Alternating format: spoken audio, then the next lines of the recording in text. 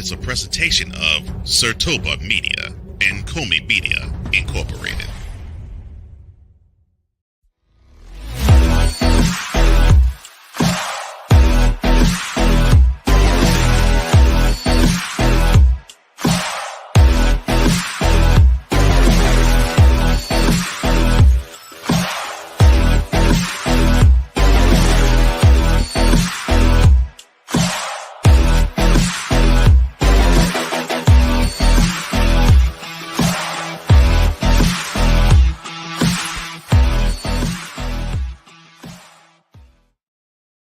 CFL Week 7 is in the books. We recap that and preview Week 8. We also discuss the 5 teams that have absolutely zero chance of making it into the Super Bowl championship run this season, as well as we have an ESPN analyst that says the Cowboys have the worst running back unit in the NFL this year. Do we believe that this is a spot-on analysis, or will they be able to prove the world wrong this year? Along with the Dolphins, defensive man Shaq, Barrett announces a stunning retirement in the NFL that sends ripples around the league. All that and more on this edition of Total Football Talk.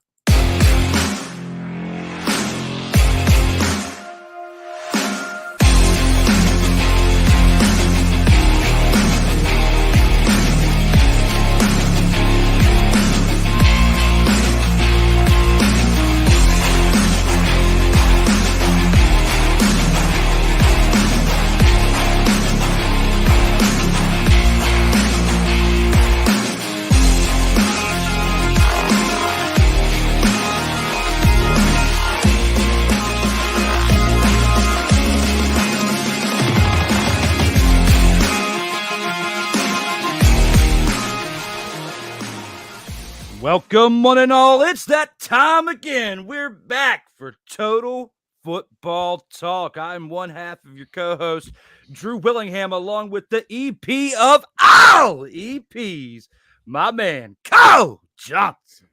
Oh, Harry Carey's back. That's good to hear. What's up, man? Hey, man, I'm feeling great. Glad to have you back here for episode 47 of our show, Total Football Talk, as we are back for 2 hours of action to discuss many things on the slate, as well as this right here is two-time Super Bowl champion Shaq Barrett stuns the NFL with sudden retirement. Just came to the Dolphins this offseason and basically says no dice before we even get to preseason. We have that and much more on today's edition of Total Football Talk. But before we get to that and many other news within the scoop, we have to discuss the previous week's action in CFL. Let's take a look at what we had for week 7. All right, let's go. We got trips, right? At 42, 989 on 2 on 2 on 2. Ready? Quick!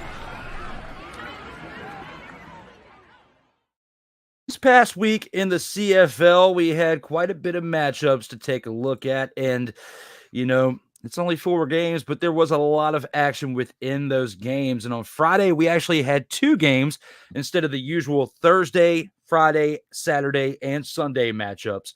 And on this Friday with these 2 games, the first one, we had the Edmonton Elks traveling to Ottawa to take on the Redblacks. The Redblacks win this game 20-14 at home. This is a repeat matchup, as the previous week, the Redblacks had traveled to Edmonton to take on the same team. So we had a repeat matchup this week. The Redblacks take this one again, and Drew Brown was basically misery in motion as he had 257 passing yards with 2 interceptions on the day.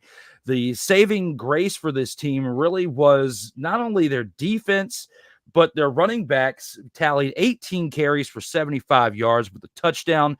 Raquel Armstead had 12 carries for 53 yards of those numbers. Khalil Pimpleton, 5 receptions for 56 yards. And Justin Hardy, 5 receptions for 61 yards. Couldn't get the ball in the end zone, but the damage was done from that to help them move the chains to put them in position for 4 field goals on the day. Lewis Ward was 4 of 6 for field goals for 48 yards. Not stellar, but enough to get the job done. But the biggest impact this team had was on their defense. 2 sacks on the day with an interception by DeAndre Lamont got the Redblacks over the hump for that 20-14 victory. McLeod Bethel-Thompson on the other side for the Elks, 206 passing yards with an interception. Definitely struggled on this day. And the Elks running backs absolutely sucked on this day, Cole Johnson. 40 rushing yards on 12 attempts. We were not moving the chains whatsoever with their 3 downs to the first down for said team. Geno Lewis, 7 receptions, 74 yards, and Arkell Smith, 3 receptions for 40 yards, led the receiving corps. And the Elks defense actually put up a good fight, which is what kept them in this game. 4 sacks with 2 interceptions, one by Darius Bratton and the other by Kai Gray. When you take a look at this game right here, Cole, what are your thoughts when it comes to the breakdown of this performance by both teams? You hit the nail on the head. To me, the Elks defense did come to play. They gave you the pressure. They forced Drew Brown to have not the greatest of outings in the pocket, but they still couldn't come up with that W. And it's unfortunate that they lost their second consecutive game against the Redblacks in as many weeks. And it looked like they solved their problems defensively, but offensively they couldn't get things going. And I mean, I look at the fact that defense showed up, the running game did not. And to me, that was the difference, because the Redblacks did not play a perfect game, but they played good enough. And I think that's the best way you could put it. They played well enough to get the W, but they didn't play their best game to get the W, because their opponent on one side of the field showed up huge, but on the other side came up smaller than mini-me. That was great.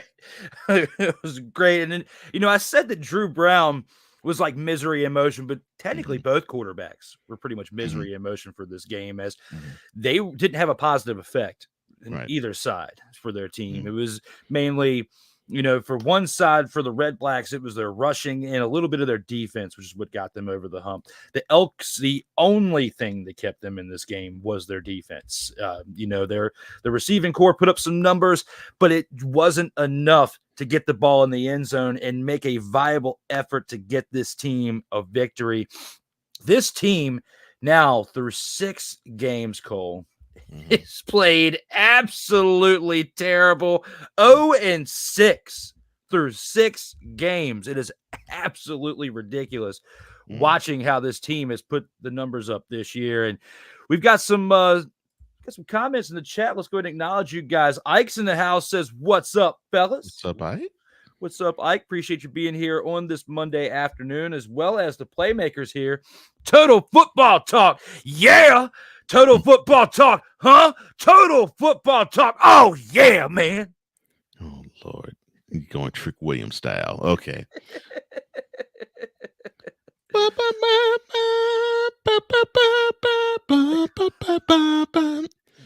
Well, it doesn't work. Total football talk doesn't really work that chant, but I get what he's doing.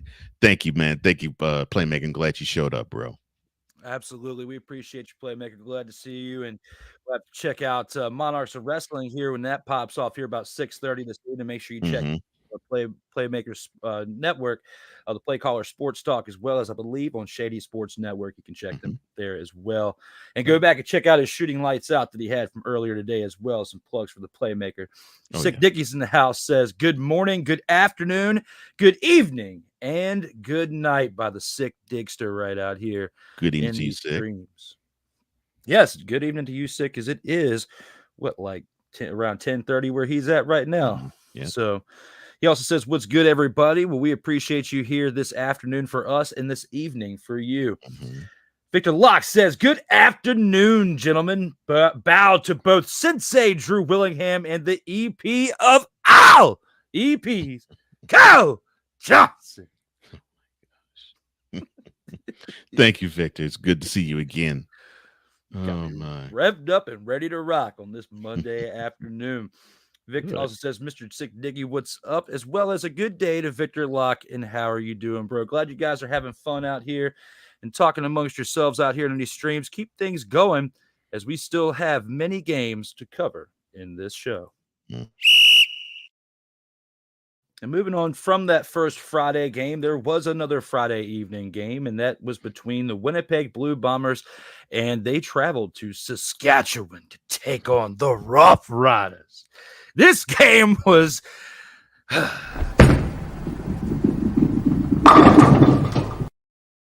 absolutely bowling shoe ugly, Cole Johnson. This game absolutely sucked. It really did. I mean, good for people like myself who are pulling for said Saskatchewan Roughriders team, but as well as the Winnipeg Blue Bombers. Just when we start to see a little bit of light from this team, they revert back to sucking again.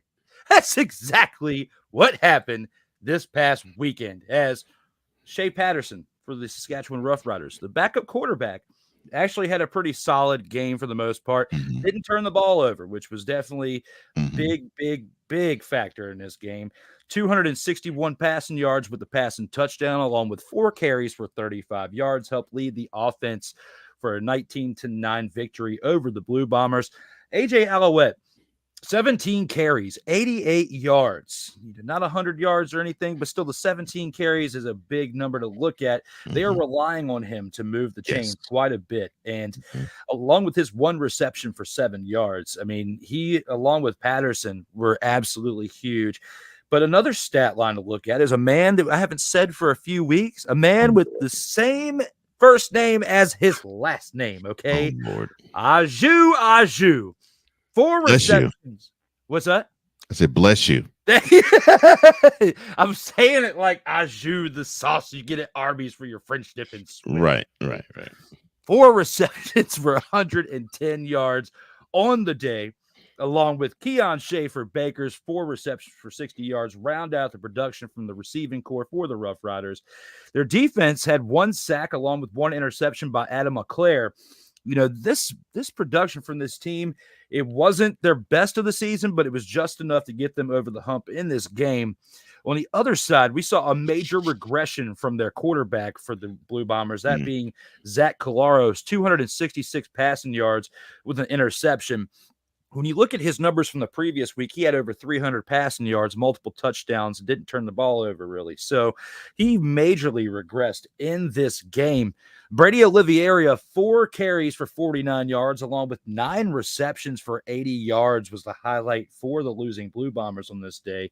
Ontario Wilson, 2 receptions for 48 yards, along with Nick Dembski's 3 receptions for 56 yards, round out their receiving core as well. The Blue Bombers defense, 1 sack on the day. That's about it. That's all they had. It was a major drop-off in production from their previous Week 6 win. When you look at this game right here and put everything into perspective, what are your thoughts when looking at this dumpster Pelican-esque game of the week?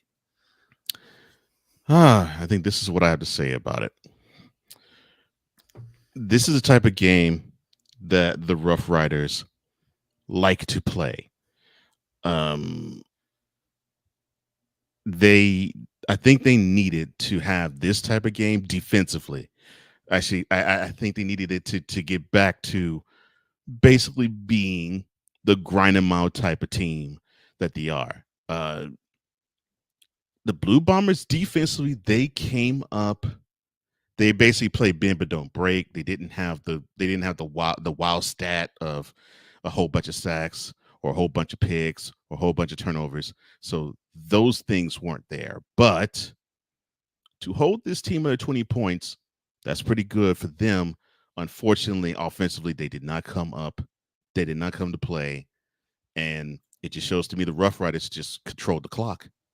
And when you have that, it's hard to beat a team when they control the clock. Yeah, for a regular fan, this would be an ugly game to watch. But if you watch it from strategy, the Roughriders did what they wanted to do. They wanted to control the game, control the clock, be more physical, and it showed. It paid off. And although the Roughriders didn't have a great defensive outing because they didn't have the wild stats, holding your opponent to under double digits, a decent day at office for the defense. The offense could tighten up and do a little better, but I'm impressed by the fact that they decided to still run the ball almost 100 yards from Alouette, and that to me is the key. And if they keep going and keep bringing teams down to play ugly type of games like this, they can go far. No, you're absolutely right, especially when holding them under double-digit points. I'm basically saying dumpster Pelican-esque because you look at how the Blue Bombers had produced the previous week, and you would think they would have been able to put up a little bit more of a fight. I mean, their offensive production was just very lackluster when you compare what they did the previous week to this week right here. And breaking down each quarter, I mean, it was tight going into halftime. It was only tied 66 going in halftime. It wasn't like they had pulled away early and then the Blue Bombers were trying to come back towards the second half. The Roughriders did put up 7 points in the third quarter. They were up 13-6 by the end of the third. But by that point, even though the Blue Bombers put up a field goal, they couldn't put up enough to catch up to the Roughriders, as the Roughriders put up 6 points in the fourth to keep it to a 19-9 victory. So I'm with you on, to the average person looking at this game, it probably was lackluster, but I'm thinking more along the lines of what they did the previous week. And I kind of expected a little bit more, like it was some type of resurgence that they were going to start on from week 6 up. The Saskatchewan Roughriders were humbled in their previous game when they lost after winning 5 straight games. This, I believe, was the turnaround to get them back on track, as they are now 5-1 and still at the top of the league, along with the Montreal Alouettes for only having 1 loss on the year. And the Redblacks are knocking on their door right there with the 4-2 record. So for the top of the league to decide who's going to be winning the divisions, it's still very, very tight early on. The Blue Bombers, pretty much, right now, they're not mathematically eliminated, but they're cruising closer and closer to that stat line each and every week, especially when you have production like this out of your team. Yeah, I think Blue Bombers, they're teetering toward now the spoiler part of being of what they have to compete with for the year to sort of make their season mean something, because that's what they have to do now. And if they can, and if they can tap into what they have done the previous 2 weeks, maybe they can still salvage this season. But this was an opportunity to actually show that, okay, well, this 2-game winning streak, well, it might mean something. Yes, we're going to Regina, and we're playing a team that only has lost once, and you're playing a team that lost that 1 game the previous week. So they're going to have a little nastier chip on shoulder, but we still can see how we can measure up. And although, like I said, the defense held the Roughriders under 20 points, the Blue Bombers offense just simply did not come to play, and you can't have that happen. Not against a good team like the Roughriders. You got to make them defensively be on their toes. And you almost had enough energy to where they could be. I mean, you only allowed 1 sack. You only turned the ball over once. So you had the ability to put them on their toes, but you didn't keep them there. And if you were to have done that, I think we would have seen a different outcome. But unfortunately, the Blue Bombers did not offensively come to play. And the Roughriders did defensively, and they did enough defensively, and they did enough offensively to get the W. Well, it's going to be interesting to see how things pan out for the rest of these teams, as we are pretty much at least a third of the way through the season with a lot more to go. It's looking pretty good for one team, not so great for another, but we look forward to covering the rest of that as this season unfolds. Moving on to the Saturday game, as the Toronto Argonauts travel to Hamilton to take on the Tiger Kitties. We've talked about how this Tiger Cats team has been performing very underwhelmingly for this season. And before we get into the Tiger Cats, I do want to at least bring up some of these comments that we've had while we were talking about this last matchup that we had. And it looks like the Playmaker saying, appreciate Cole being on the show. Episode 50 of season 2 will be the start of the Olympics. And thank you for having me on the show, Playmaker. It was great to be on Shooting Lights Out again. We got Sam in the house. Says, what's up, gentlemen? What's up, Sam? It's good to see you. Did great on In or Out last Monday. And, Yeah, I'm looking forward to see what else you come up with, Shady Sports, bro.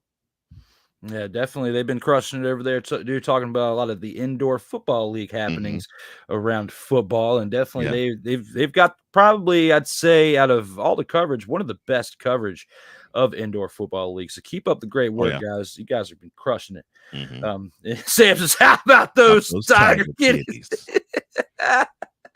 Let's go. Ottawa covered them since 2021, but they've never won more than 4 games since 2018. Maybe I'll get lucky this season, he says.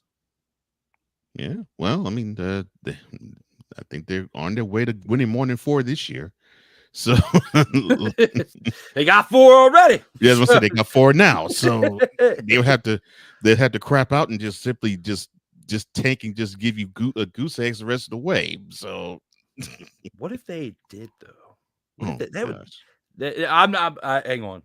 Knock on some wood over here. All right, wood knocked on. All right, I don't want to see that happen, but that would be one developing story had that happen for the rest of the season. Look forward to seeing what they do for the rest of this 2024 year. Sam says, "Thank you, sir. Well, as always, we drop the love when needed and warranted out here in these streams." And he says, "I won't hold my breath." Laugh out loud. Oh, Lord.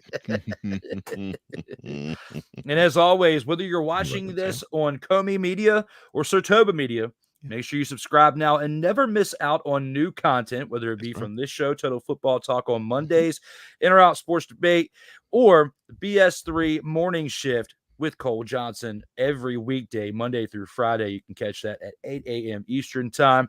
I myself am 3 episodes behind, but I will be catching up on that unit probably later this evening while I'm editing this show to bring it to the radio airwaves for tomorrow. But guys, make sure you check that out again. That is a BS3 Morning Shift with Cole Johnson. You can check that out every Monday through Friday, 8 a.m. Eastern Time, available on Roku, BS3 Network, and on YouTube. You can check it out at the BS3 Morning Shift with Cole Johnson's YouTube channel as well. Support my man. Give him a like, share, and subscribe, as he has got one fire morning show. Thank you, sir. I appreciate that. As always, brother. And when it comes to that, we were talking about, before we brought in the comments from the fans, we got to talk about this Toronto Argonauts traveling to Hamilton Tiger Cats matchup on Saturday. And Bo Levi Mitchell puts up 270 passing yards, a touchdown, and an interception. Even though the interception hurt him a little bit, it wasn't enough to cause them again in this game as they won 27-24 at home. James Butler puts up 11 carries for 50 yards, along with the touchdown that he did on the ground, with 4 receptions for 53 yards in the air as a receiver. Shamar Bridges, 9 receptions for 113 yards with a touchdown receiving, as well as Keandre Smith, 5 receptions for 52 yards on the day. Tiger Cats defense, 2 sacks with an interception by Kenneth George Jr. Sounds like somebody who'd be selling you insurance and not playing football, but he's out there doing his job and doing it very, very well. When it comes to their special teams, Mark Lehijo, I call him Lehijo my Ehijo, the kicking specialist. It's 2 of 2 on the day. His longest was 29 yards on the kick, but enough to get 6 points and help them win by 3. Cameron Dukes, 180 passing yards for the Argonauts. Also was subbed out for Nick Arbuckle midway through the game with 118 passing yards, a touchdown and an interception by him as well. Kadeem Carey has had his load is expanded as the running back for the team, as he had 11 carries for 66 yards on the day with a touchdown. DeMonte Coxey had 5 receptions for 87 yards, along with Devarius Daniels, 4 receptions for 44 yards and a touchdown. The Argonauts defense, 2 sacks and an interception by Deshaun Amos. It's either Amos or Omos, like in WWE. WWE. Mm-hmm. So when you put all that in perspective, thinking about what the Tiger Kitties did in this game, getting their first win of the year, looking at their play by their quarterback, looking at how their Leo Maejo kicking specialist performed in this game, what are your thoughts when it comes to this game right here? I think this goes to show that if you offensively can still keep going, you can, chip away and chip away and chip away. You can finally break through. And I think this is what happened with the Tiger Kitties. Lord, why? But uh, they chipped away, and I think they broke the wall and they broke on through, and they actually got to a W. It also helped that you didn't have as great of a performance on the other side with Argonauts offensively, and they weren't quite solid. They were good, but they weren't solid enough. And I think when you either have a quarterback that's injured or a quarterback that gets replaced, that does speak to continuity and chemistry issues. That right there is the biggest sign for me that the Argonauts, I think, they thought they could just roll their helmet on the field and they'll have a W in Hamilton, and it just did not work like that. And what I'd like to see more out of the Tiger Cats, I think their running game needs to be a little more pronounced. Passing effort was good, but not great. You got a touchdown, but you also got an interception, so that needs to be cleaned up. But both teams defensively, they bent and they broke to a degree, but both of them got 2 sacks, both of them got a pick. So they showed up, but they didn't show up enough. But they equally showed up not enough. So it would just depend on which team was going to get that one extra play, and it turned out to be Hamilton. You're absolutely right with that. And when you think about how this game was going into halftime, the Hamilton Tiger Cats were up 17-7. And in the second half, it looked like the Argonauts were trying to charge back. As in the third quarter, the Tiger Cats did beat them 10-3. In that quarter, they were up 27-10 after 3. It was the Argonauts who then put up another 14 points in the fourth quarter, shutting out the Tiger Cats. It looked like there was a possibility they could come back. But at the end of the fourth quarter, they just couldn't get it done by still losing by 3 points. You look at what the kicker did, who at the end of that quarter, when he had a chance to tie the game up, he missed one of his 2 field goals to get them the loss, as that could have been the game-tying field goal in that chance. And unfortunately, wasn't enough to get it done. So looking at this, the Argonauts had a chance. They had a chance to beat this team, but it was just time for the Tiger Kitties to finally get their first win of the year and improve to 1-5 after losing 5 straight games. Yeah. So we'll see how things pan out for this team for the rest of this year. I don't expect them to get too many more victories after this one, considering how they've played from start to current finish at this point of the year. And we now have to review what we would like to call the game of the week for Total Football Talk. And that was actually the Sunday matchup between the BC Lions, who traveled to Calgary to take on the Stampeders. What a game this was. BC Lions all year have been very dominant. They did have a loss coming into this game, but don't let that surprise you, as Vernon Adams Jr. has been lighting up the league, someone that Cole and I both have said have been pretty viable MVP candidate so far throughout this first third of the season.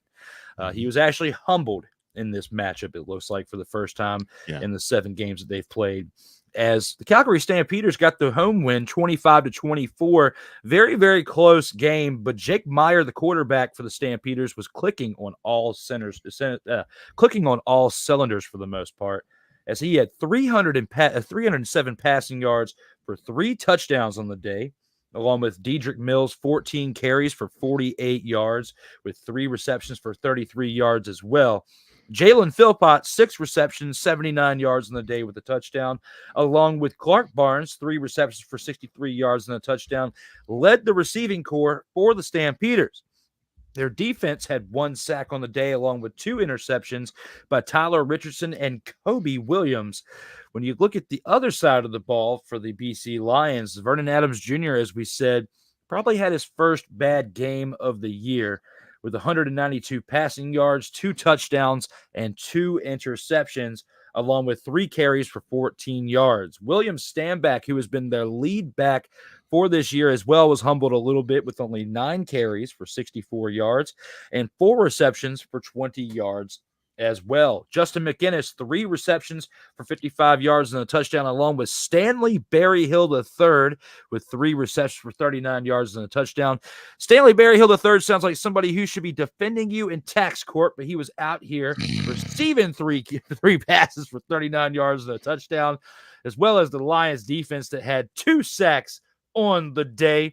When it comes to the court-appointed Stanley Berryhill III and the rest of the members of this game right here, what are your thoughts when it comes to our recap of the game of the week? Well, I think it was not saying I was rooting for this, but I think it was time for Vernon Adams to have for him, horrible game, but I'll say subpar, to be polite. But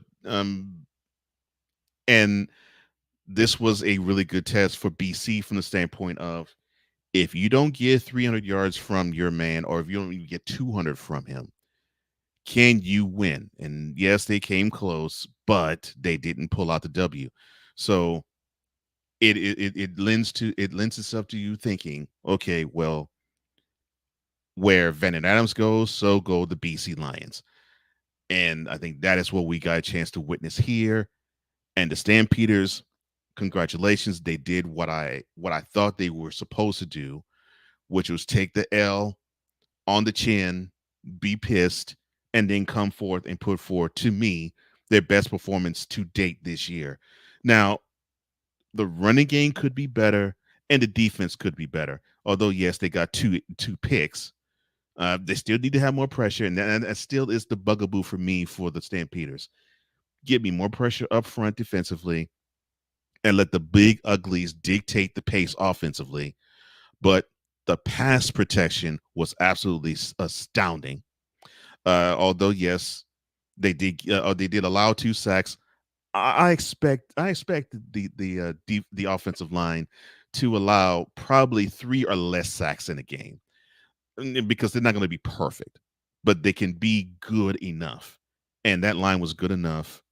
And look, Jake Mayer, I give you credit, man. No picks and 3 touchdowns. You did what you were supposed to do, and you actually showed, if you were to show up, show out, and lead the team the way that you did, that your team actually can beat a pretty good squad.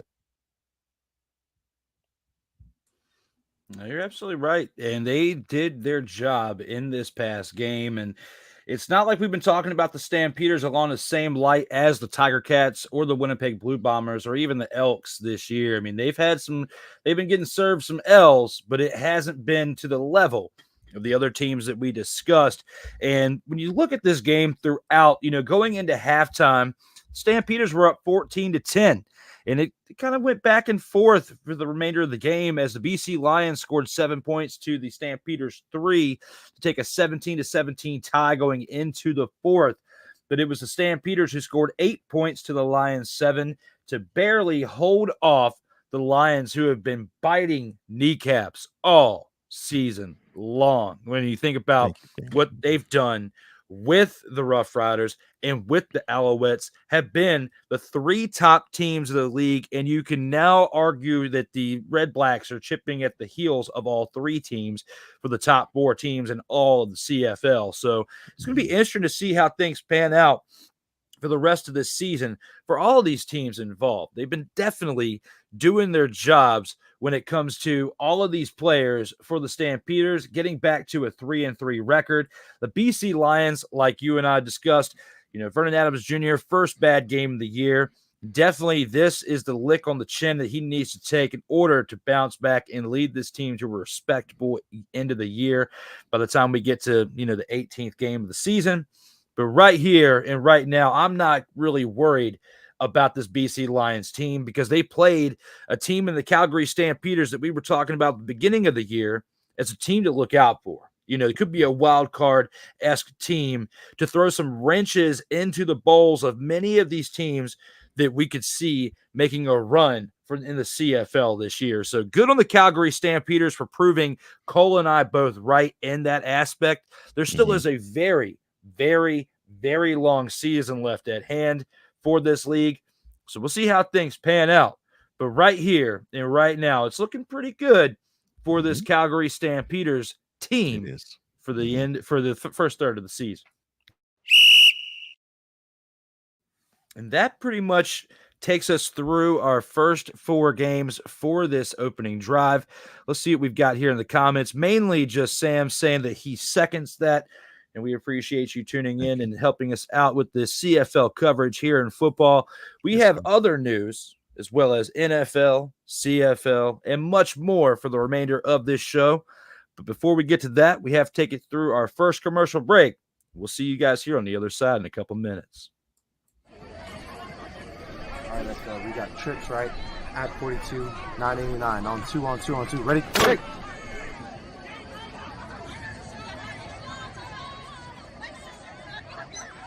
We're just getting started. Total Football Talk will return right after this.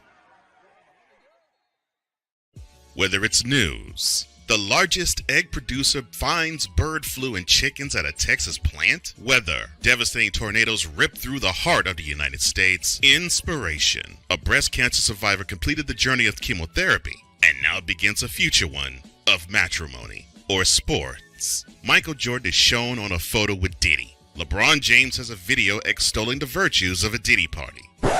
This has been yet another beating a dead horse presentation. We got you covered. BS3 Network, in association with Comey Media Incorporated, proudly present The Morning Shift with Cole Johnson. Live every weekday at 8 a.m. Eastern, 7 a.m. Central.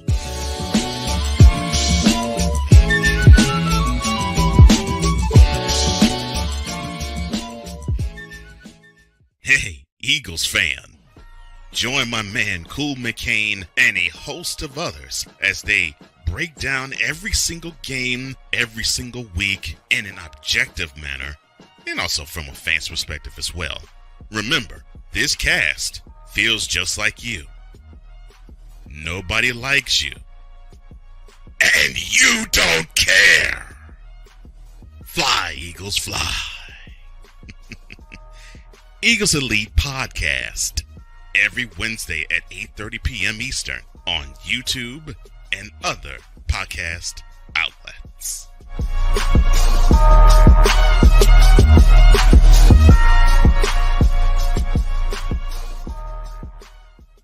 Everything Boston. I love you, you morons.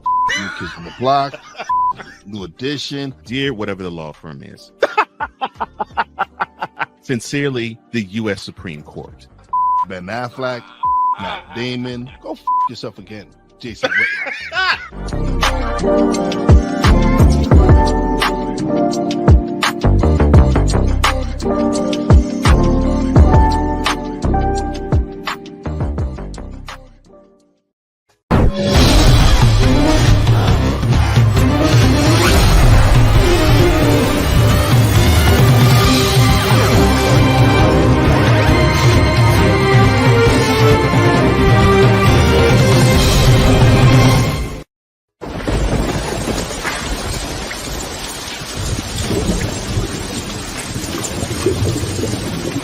Welcome back to Total Football Talk, your source for hard-hitting gridiron action. We are back for episode 47 today to discuss many things, along with the two-time Super Bowl champion Shaq Barrett stuns the NFL with sudden retirement. Cole, we got many things to discuss moving forward, and with that being said, let's go ahead and take this into the gridiron scoop to see what we got in tap with this section.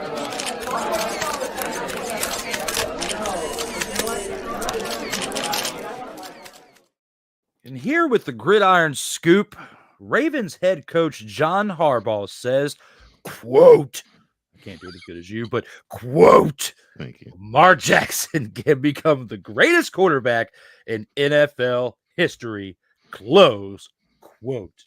Do you believe that this statement will become true? And how many Super Bowl championships will it take to accomplish this feat?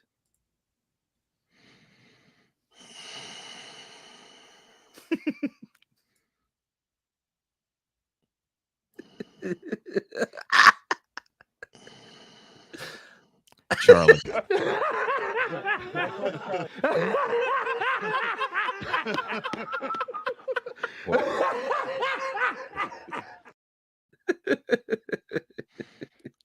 But I mean, having John Harbaugh say that, it really shouldn't shock any of us. It shouldn't come as a surprise.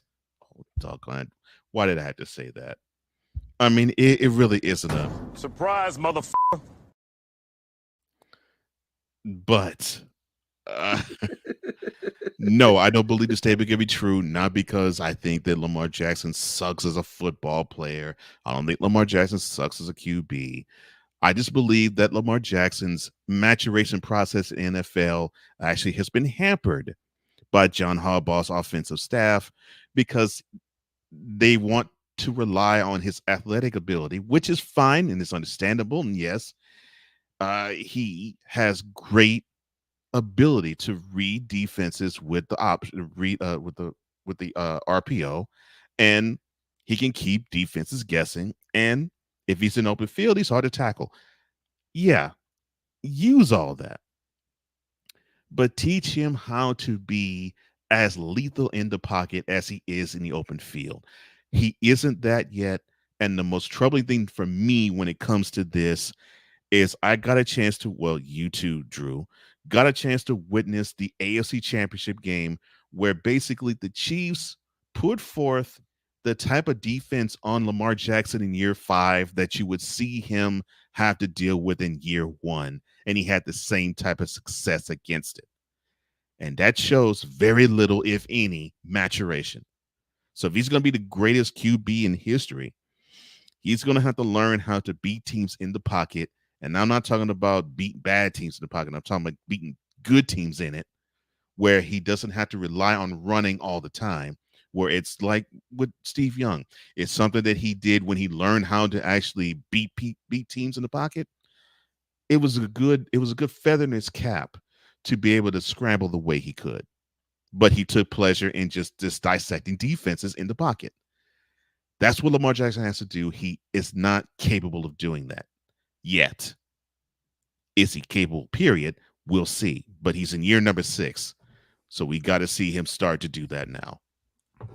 Yeah, and I mean, he's behind Mahomes, who has 3 championships already at the age of 28. Yep. He's not even 29 yet. Okay. And he hasn't even been to one Super Bowl yet. Yeah, that's why when I first saw this, I was like, this is absolute blasphemous. I mean, you know, they're a year behind. And one thing I learned with doing the research is Lamar Jackson and I share the same birthday, January 7th. You know, he's 27, you know, looking at me, I'm 37. So we're 10 years difference. But when you look at that, he still is a year behind Patrick Mahomes in age and hasn't even been to a Super Bowl yet and has 0 championships. 2 Mahomes' 3, like you and I both just said.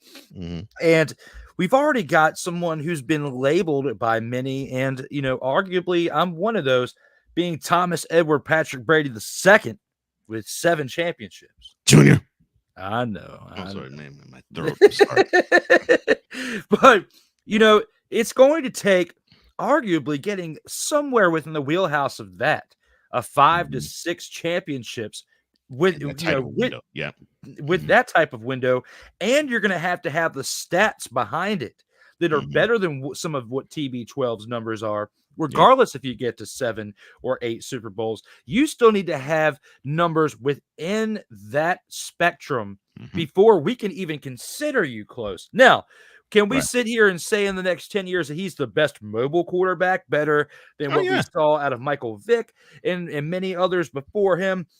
I could see that being a discussion, but the greatest quarterback, and keyword quarterback of all time, no, I'm not seeing that right now, because had you been to at least one Super Bowl and won it by the age of 27, I could see that. Mahomes does have a better team around him on all three phases between offense, defense, and special teams, and has had it that way for the past half decade, which is why he is where he is right now in that discussion. And he's about halfway to the point of what Tom Brady had as far as Super Bowls at this point of his career too. So looking at all that, if this was a question based on what Andy Reid would say about Patrick Mahomes becoming the greatest quarterback of all time, I think we'd have a different conversation and different types of answers for this. But for Lamar Jackson to be considered as the greatest quarterback, or to become the greatest quarterback by this point, you've got a lot to achieve in the next decade. And you would literally have to win 5 to 6 to 7 out of the next 10 years worth of Super Bowls to change our mind.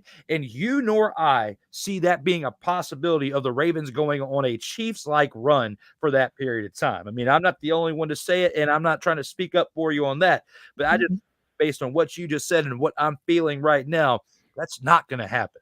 No, that would mean that you would have better pieces around him with the wide receivers. You'd have to have a stronger running game than they currently have. And when I mean stronger running game, I mean the running back actually leads the team in rushing yards and not Lamar Jackson. And yeah, the defense doesn't have to go much more in terms of getting better, but you have to have a more complete team around this guy and not build the offense around the mercurial, superhuman efforts of number 8. Because if that continues, you're going to be striking nothing. But if you set him with talent around him that can actually make him look even better, then we're talking. But it's like what you said. It has to be something of the effect of, like you said, 7 rings in 10 years. Now, we thought 7 rings in 20 was ridiculous with Tom Brady, but 7 in 10, that's the only way you can probably say this guy could be the greatest QB in NFL history. And I get that, yes, Johnny wants to cape up for Lamar. I get it. Head coach showing the utmost confidence in his quarterback. But come on, dude. You've actually played against some talented QBs. You have played many times against Brady. You have played a few times against Mahomes. You know what an overall QB is supposed to look like. An overall great QB is supposed to look like. And as great of a QB as Lamar Jackson is, he's not it. And I agree with you. If you're going to qualify it, greatest scrambler, greatest dual threat, greatest the most prolific in the running game, if you say it with those types of platitudes in front of greatest QB, then yes. But greatest overall QB, no. Well, Coach basically showed up like Johnny on the spot with this week. And when I saw this article, I was like, yeah, this is going to the slate. We have got to talk about this. There was some other breaking news within the NFL that we'll get to here shortly. But when it comes to just basic blasphemy screaming at the side of your neck, this is what I saw on paper when I read this article right here. Yeah, it's sad, man. I'm like, oh, come on, John. You've seen more football than I think for us to think that you believe this. You don't believe that, man. No. You don't, John. You don't believe this. There's no way you believe it. No, it could be somewhat like a motivational boost for Lamar Jackson, probably to help elevate his confidence. But, you know, to be honest, in the years we've seen this man play in the league, I don't recall any type of production from Lamar Jackson in the fact that he's displayed any type of lack of confidence, Cole. I don't see whatsoever in Lamar Jackson's play. In some cases, when it comes to his running, he might be overconfident. He might need to reel it back in a little bit. Like there's some others out there that have to reel it back in when they chop at the bit a little bit too much. And that comes from John Harbaugh in this moment. We need to get him to reel it back in and just say, come on now. We see what you're doing out here, but we need you to take it back a notch. Please out do. Here in these streets. Please do. Nah. With that being said, let's go ahead and see what the fans got to say here in the comments. Cool McCain is in the house, says Afternoon Brothers in Broadcasting. Good to see you, brother. Cool and I had an interesting debate here recently in I saw. of the morning. Mm-hmm. I will touch up on it some point. Right now, we're going to take a break from that table that for right now, not here on this show. But he knows exactly where I'm coming from with that, as he says that he agrees with Cole in this moment. Sick Diggy says the clip wise going off on the whole of Boston is simply priceless. It absolutely is. And every single time we play that commercial in the background, just so you guys know, here's a little bit of inside information. I am rolling on the floor laughing every single time I hear it. You hear expletive Boston, bleep Boston. Like, yes, that right there gets me every single time because I feel the same way as he does. That's why he's got, and I'm saying he, pointing over at him, Cole Johnson, has not one, but two unhinged co-hosts twice a week he gets to perform with each and every week. Oh, boy. Yeah, you're right about that. We keep things interesting for you out here, brother. Yes, That's the important thing. Yes, you do. Yes, you both do. Never a dull moment with Wise El Jefe or myself. No, never. Guys, keep these comments coming. We look forward to acknowledging them throughout the rest of the show. We do have one more topic here in the Gridiron Scoop. With that being said, let's take this to some CFL action once again. And, we discussed McLeod Bethel Thompson and his team being the treacherous Edmonton Elkamos as they cannot get a win to save their life this year.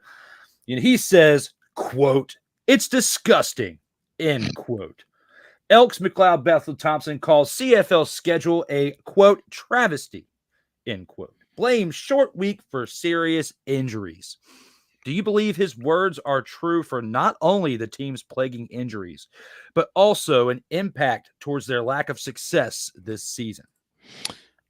Yeah, but this is what you signed up for. I'm sorry. I would love to have some sympathy for you, Mr. Bethel Thompson, in this regard, but you pretty much knew that you were probably going to be playing one game a week, and unfortunately you might have a game where you play Sunday, and then you might turn around and play another game in 4 days.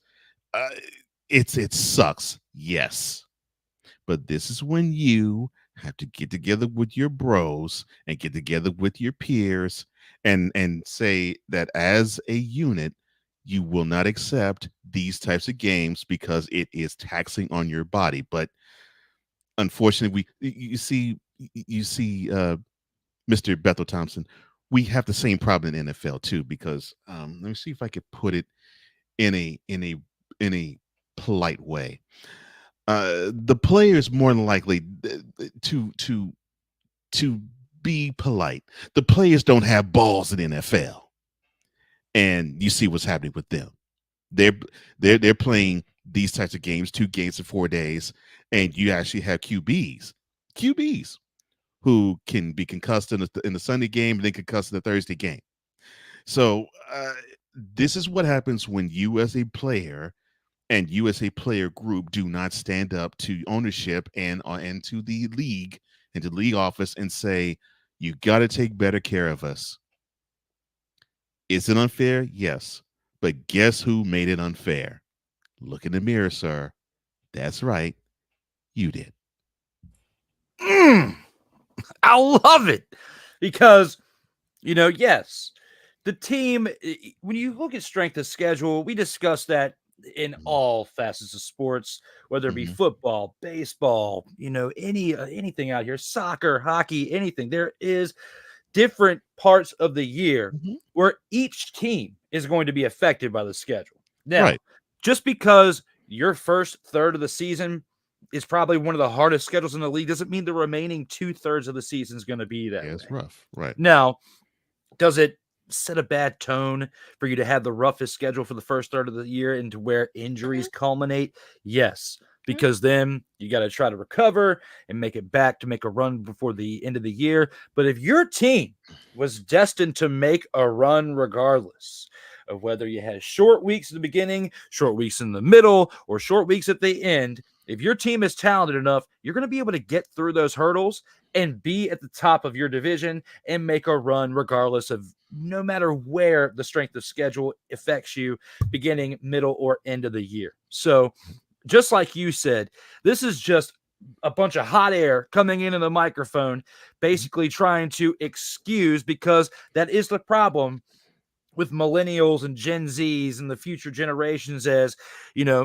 Sam and I, we discussed this last week, kind of like unicorns, because these types of people within millennials and Gen Zs and beyond, as we go for, they want to justify everything. They want to give a bunch of excuses as to why this and this and this happened, rather than sitting up here and saying, I apologize. We just absolutely suck. That's why we're 0-6 right now. Not because we have a schedule that's affecting us, and that's why we have injuries. Regardless if it was a schedule, you were destined to have these injury problems, regardless if you had short weeks or big weeks, in between or average. I think that this is just another way to try to sweep it under the rug and justify why they're terrible, instead of saying we need to work on this, and this in order to improve from where we are, instead of taking the easy way out and trying to justify everything. Yeah, and that is the problem. And that is how and that is how it is supposed to be seen. Uh you can gripe and whine and kvetch all you want, but the fact of the matter is you playing a physical game. And whether you blame a short turnaround, or you blame you're playing the Alouettes one week and then the Lions the next week and then the Roughriders the next week, whatever it is, however you want to slice it, you're going to have to deal with some tough stretch no matter where in the schedule it is. So will it be unfair? Yeah, but it will be unfair equally, it looks like to me, with all the teams in the CFL. So I don't see an issue with that. I don't think this is unique to the Elks, Mr. Bethel Thompson. I don't think this is something that is just only the CFL having it out for you, and you will not sniff a Grey Cup or even sniff the Grey Cup playoff bid because your schedule was bad. And when they scratched this schedule out in January, that they had it in for the Elks. No, you have 18 games to play. You might circle the stretch where it's like, this is going to be pretty tough. But like what Drew said, and you're right, brother. I don't care how long you go into this season, you're going to deal with injury. So it is about that next man up. It's about unfortunately this man goes down. Okay, well then the next man has to step up, because guess what they don't do? And this reminds me of when you hear fans say, well, if this person was healthy in the playoffs, we would have won that game. Well, guess what the leagues don't do? The leagues don't say, oh, I'm so sorry, that person didn't play, so you know what? We'll suspend the game, and until he comes back, you won't play any downs. Get real. Get real. This is what you have to do. You have to suck up. You have to go onward. You have to persevere, because it makes the team better. And it's a sport where you got to grind. It's unfortunate. I played this sport, and I didn't play it where I was injured all the time, but I was nicked up. And it's a par for the course. You go through basically 65 car wrecks in a game. So you're bound to be hurt. You're bound to have some nicks, and some nicks are going to be worse than others. That's just part of football. Sorry, buddy. It's what makes the game beautiful and rough at the same time. I mean, that's why each and every snap is impactful. Because, like you said, there are several dozen different types of car accidents it feels like your body goes through with the different types of plays. You juke one way or you juke another. Each way is going to be different of an effect on you. Yeah. The question is if your players can withstand the punishment. And that's what makes you a champion by the end of the year. You were able to withstand each and every bit of punishment throughout the regular season, the playoffs, the championship game. In this case would be the Grey Cup and so forth. So we'll have to see how things pan out for this team by the end of it, but it doesn't look good as they're already 0-6. For the Elkamos, they need to get things back on track or their season was over before it began. We got a comment from Sick Diggy says, a football season is basically a war of attrition, injuries, and testing times come with the territory, to basically compliment what you and I just said. And I agree, Sick, that it is. It is. I mean, it literally is a survival of the fittest and is a war of attrition. I mean, it just is. I don't care who you are. When you put on the pads, you put on the cleats, and you put on that helmet, you know that you're not going to walk back feeling as good as you did walking into the game. You just know it. You're going to have a couple of bruises. You're going to feel a bit beat up. That's just how the game is.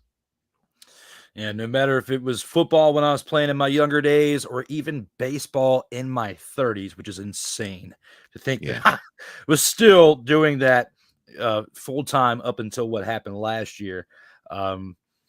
It's taxing on you, man. It really is. And in baseball, it's not, as physical as football, but you have the elements of the weather that take effect on you because summer's the hottest point of the year. Standing on a baseball field for 3-4 hours at a time, standing, sitting. Yes, very treacherous.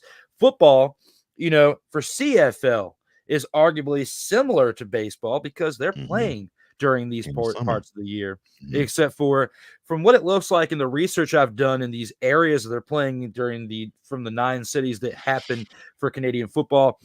It doesn't appear to be as humid as certain areas here in the United States because of the where they're at geographically. Okay. If football and if the NFL played from like starting in June instead of September, we would see a spike in injuries because of the fatigue, dehydration, which it's good for the UFL to end when it does, because the UFL is pretty much wrapping things up around the time it starts to really, really spike in numbers for the Heat. I think the one team out of all the teams for the UFL that would have a hard time if they made it that far into the championship game, which they did last year, would be, Washington's team. Looking at where they're at, it's very close to Virginia, which Virginia is known for its dry humidity. You and I have talked about it on several occasions about how it can be 90 degrees, but it feels like 115 because of the humidity. So looking at that aspect there, I'd say it's the Canadian Football League is the only one that can really survive during this type of year without having a huge number of injuries related to cramping, dehydration that could even lead into even more serious injuries based on how your body reacts to the heat. So all that being said, very well on that statement right there, Sick, to compliment what we had just said. And Sick also said, let's not forget about the guys getting their bell rung or concussions, he says at Cole Sports.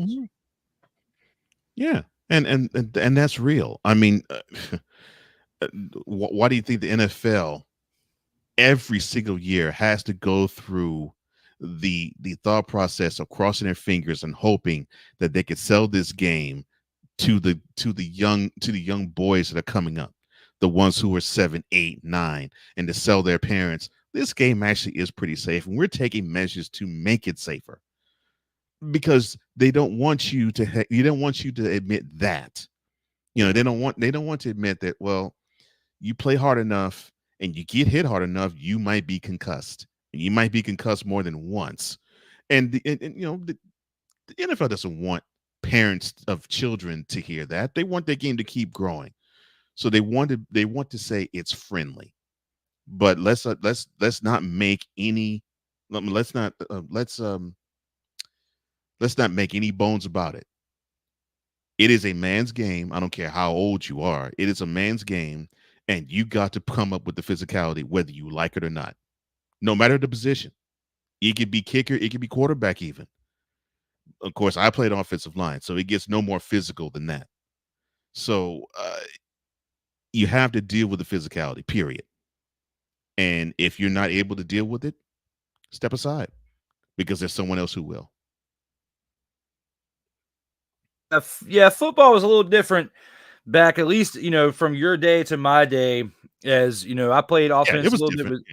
I played offense a little bit. I was a center for a little bit, and then they had the nose tackle position, which you don't hear called anymore on the defensive side. Yeah. So, playing on both sides until I finally phased myself out of football and focused more on baseball. But looking at this, absolutely right with both statements you just made, Sick, when it comes to not forgetting about getting their bell rung or concussions, as well as, it's a war of attrition on the other side as well. Sick, keep those comments coming for both Comey Media's channel and as well hopping on over to Sertoba. I see you on both sides over there, Sick. We appreciate you. But we also have a little bit something else to discuss before we go to our next commercial break, and that is one of my favorite parts of the week. That is Dog of the Week.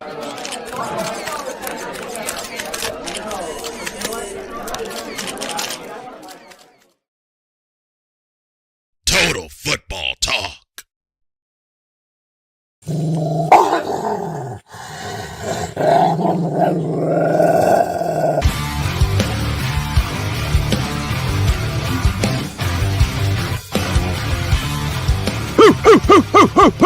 Where my dogs at?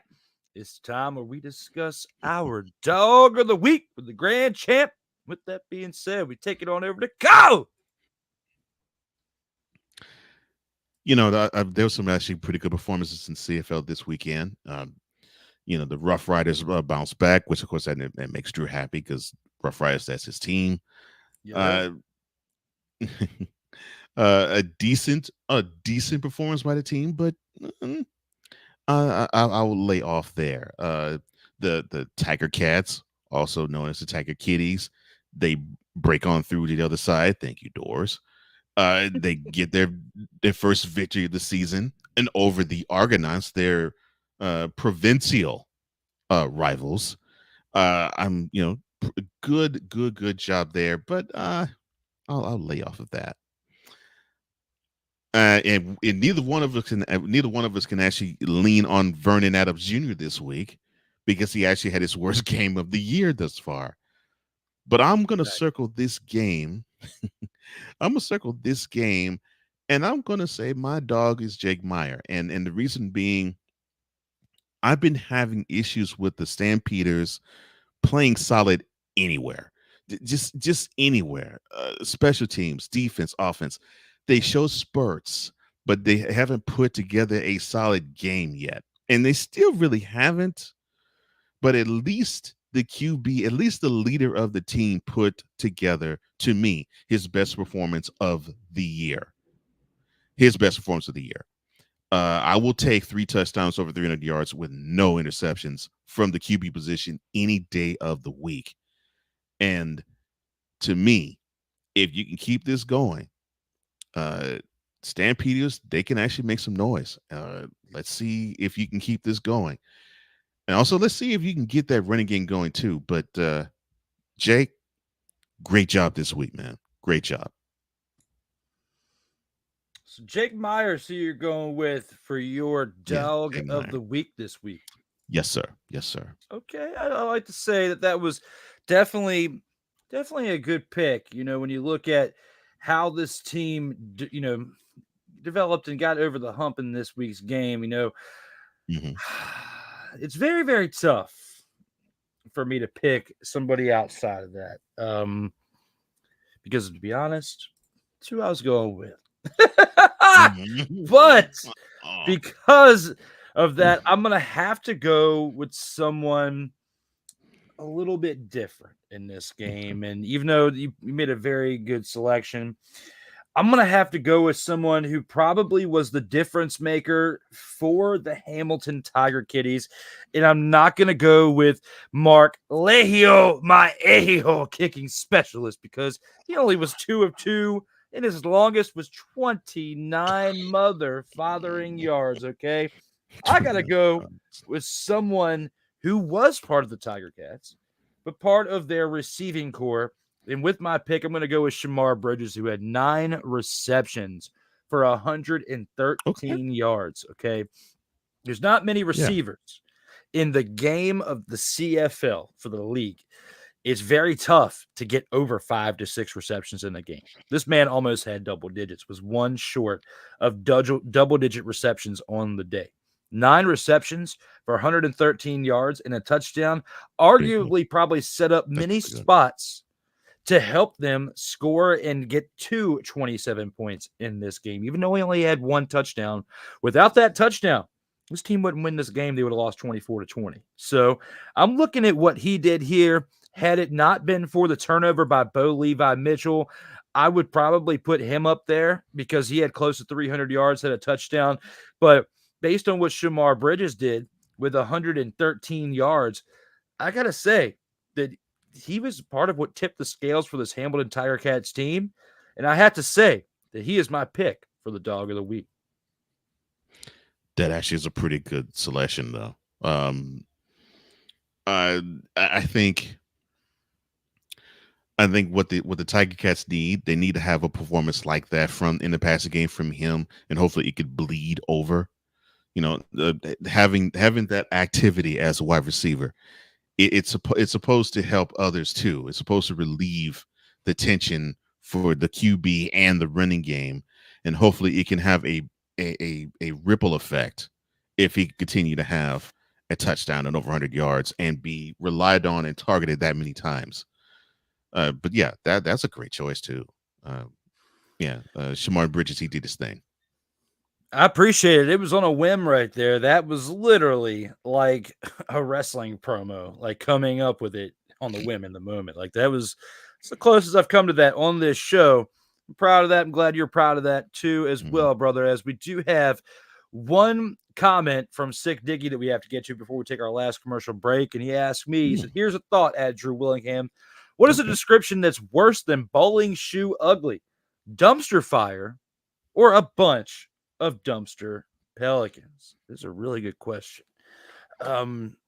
If I were to really, analyze this question right here, I think of the 2 transitions that Cole Johnson has made for this show. And I have to first bring up, the fact that when it comes to dumpster fires, which for some reason, it has disappeared. It's not here. Where'd it go? Dumpster fire? Oh, no, here it is. I was like, it's there.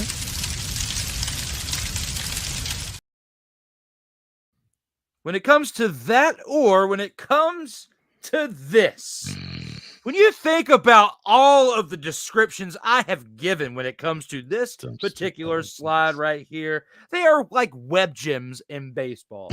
I would have to say it's the dumpster pelicans, that the bunch of them is far worse than a dumpster fire, even though they're arguably similar. When you think about, we have a ranking system for dumpster pelicans. It is that bad. We have to say that the ranking system for dumpster pelicans is far, far worse than having a dumpster fire rolling down the river of a flood in the moment. What do you think, Cole?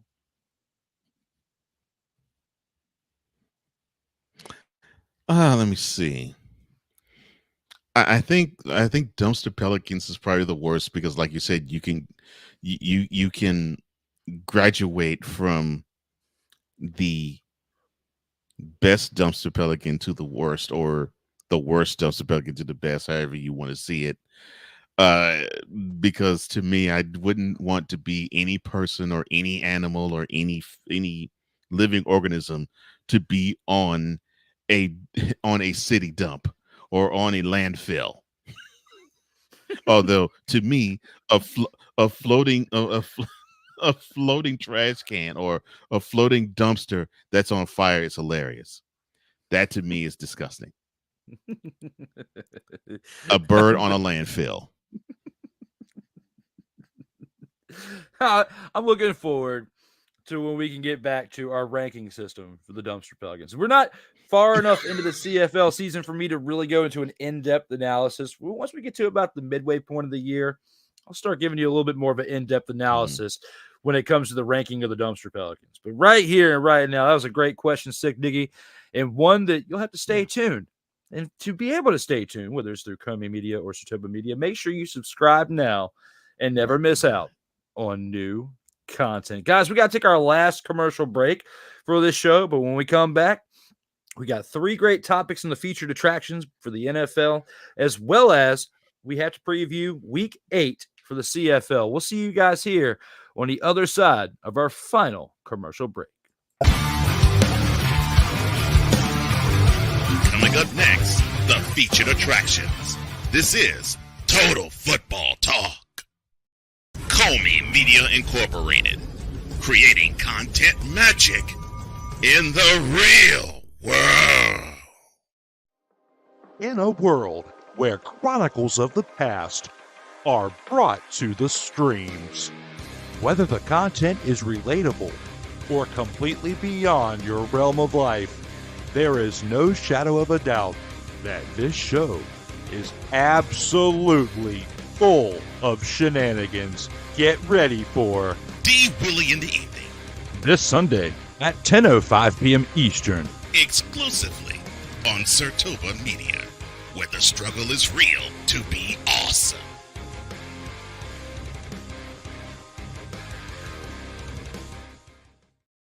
Hey, ladies and gentlemen. Hey, look. Hey, stop playing games. Y'all already know. Go ahead and toss him some Willie Bucks. Ain't nobody playing around. Hey, $ D Willie 87. Go ahead, hit him up on the Cash App, and go ahead and give him some Willie Bucks. Look at Drew looking stoic, ladies and gentlemen. Stoic on that $10 bill. So go ahead, slide my man over some Willie Bucks, and we good. That's all I'm saying. We good. How about some Willie Bucks? Sartoba Media, where the struggle is real to be awesome. Oh, yes. The tradition, the pageantry, the spectacle, the history, the slut. Wait. I gotta rep my brother's stuff right. All my DMV soldiers, stand up! And welcome to the Commander's Gridiron Report. You want your commanders to be repped right? Well, D. Willie is your man. Commander's Gridiron Report. Every Tuesday at 11:05 a.m. Eastern, 10:05 a.m. Central on the Sartoba Media YouTube channel. Music by J. Cool. Where my soldiers, right side, commanders. Where my soldiers, left side,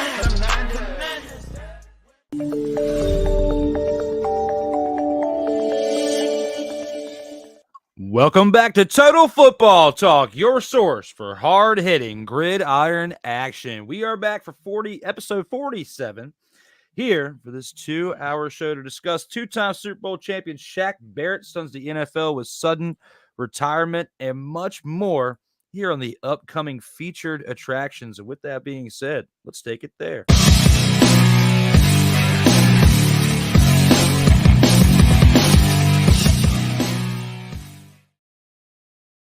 Without further ado, based on what we have for this lead graphic of our episode today, let's talk about this one right here, Cole. Dolphin Shaq Barrett stuns the NFL with sudden retirement.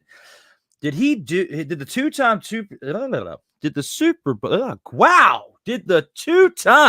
Super Bowl champion accomplish enough on the NFL gridiron to lock down a future Hall of Fame induction, in your opinion? What are your thoughts? Man, I hate to really be this way. No, and not that I don't think he didn't contribute. I mean, he did. I mean, he was part of. I know he was part of the Bucks championship recently, and he was that underrated pass rusher that you overlooked until you had to go against him.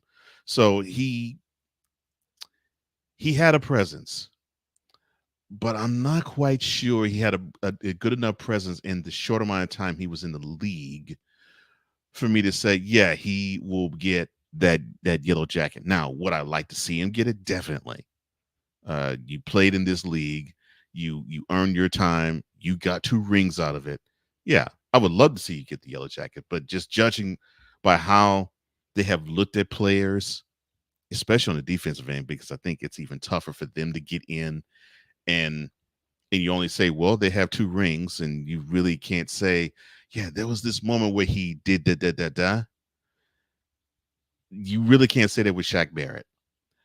But should he be in 5 years considered, and he gets the honor? Cool. I'm no skin off my nose, but I don't think he will be. Yeah, he was never the same since that Achilles tendon that he tore in 2022. Came back, between what he did there, he finished that season with 31 tackles, 3 sacks, and a forced fumble in only 8 games and starts. And, 2023, he only played in 2 games and was nowhere near. No, he played in all 16 games, but he was still a shell of himself from what he had done in previous years. And when you look at the fact that he was very quiet in those 2 postseason games last year, that's why the Buccaneers cut him on March 13th. 5 days later, the Dolphins signed him. But I think it's very funny that you sign with the Dolphins, right? And then all of a sudden, 4 months and 2 days later, you decide that you want to retire and announce it on Instagram, citing that you want to spend a little bit more time with your family. That's what you desire to do at this time. Okay.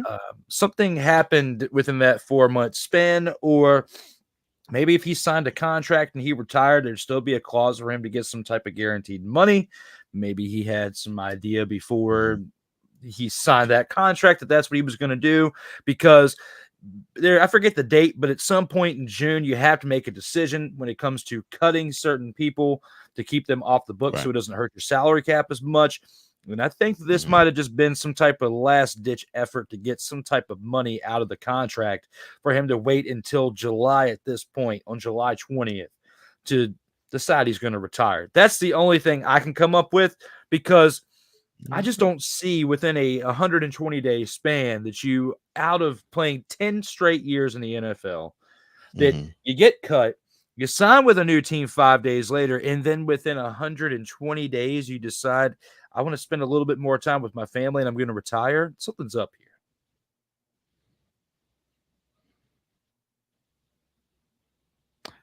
Oh, I'm not debating that. And it might be a money play. It just might be.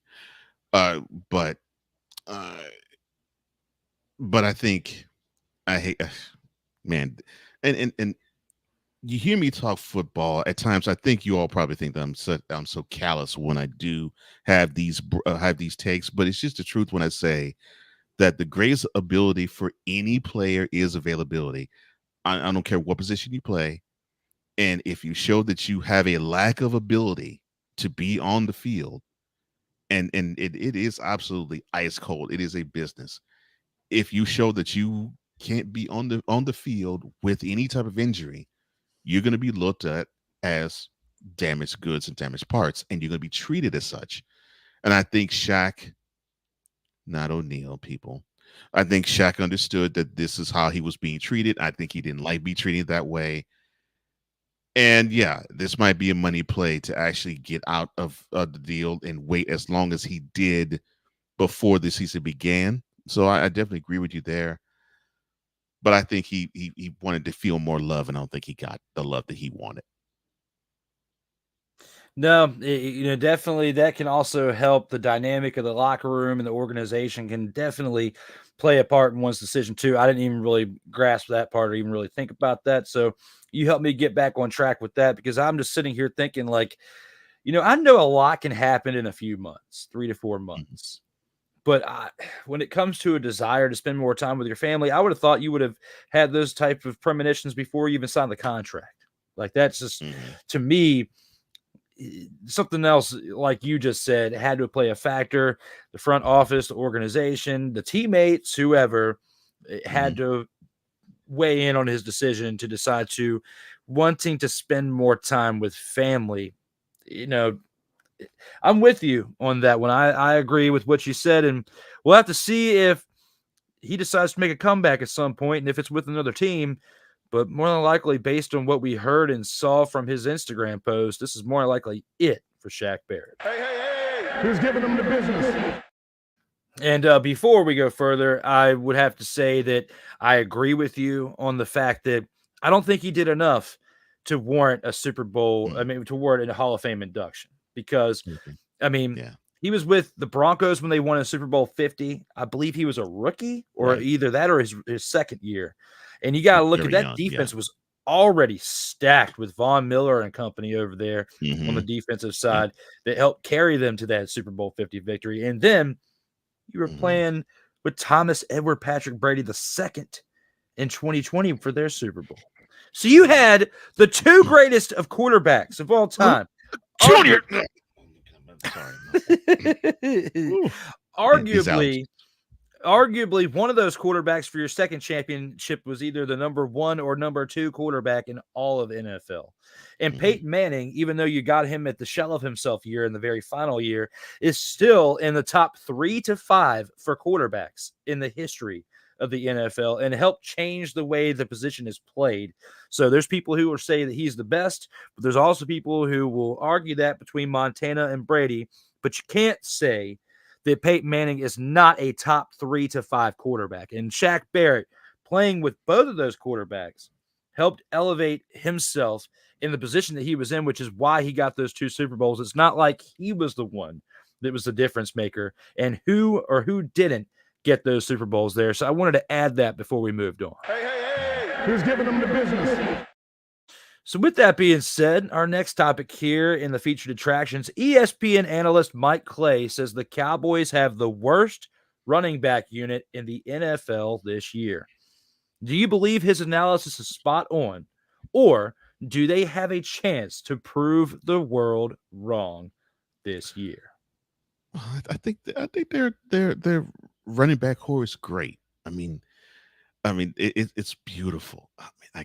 I couldn't be more impressed with what I'm seeing. It just is absolutely beautiful. We gotta pause that.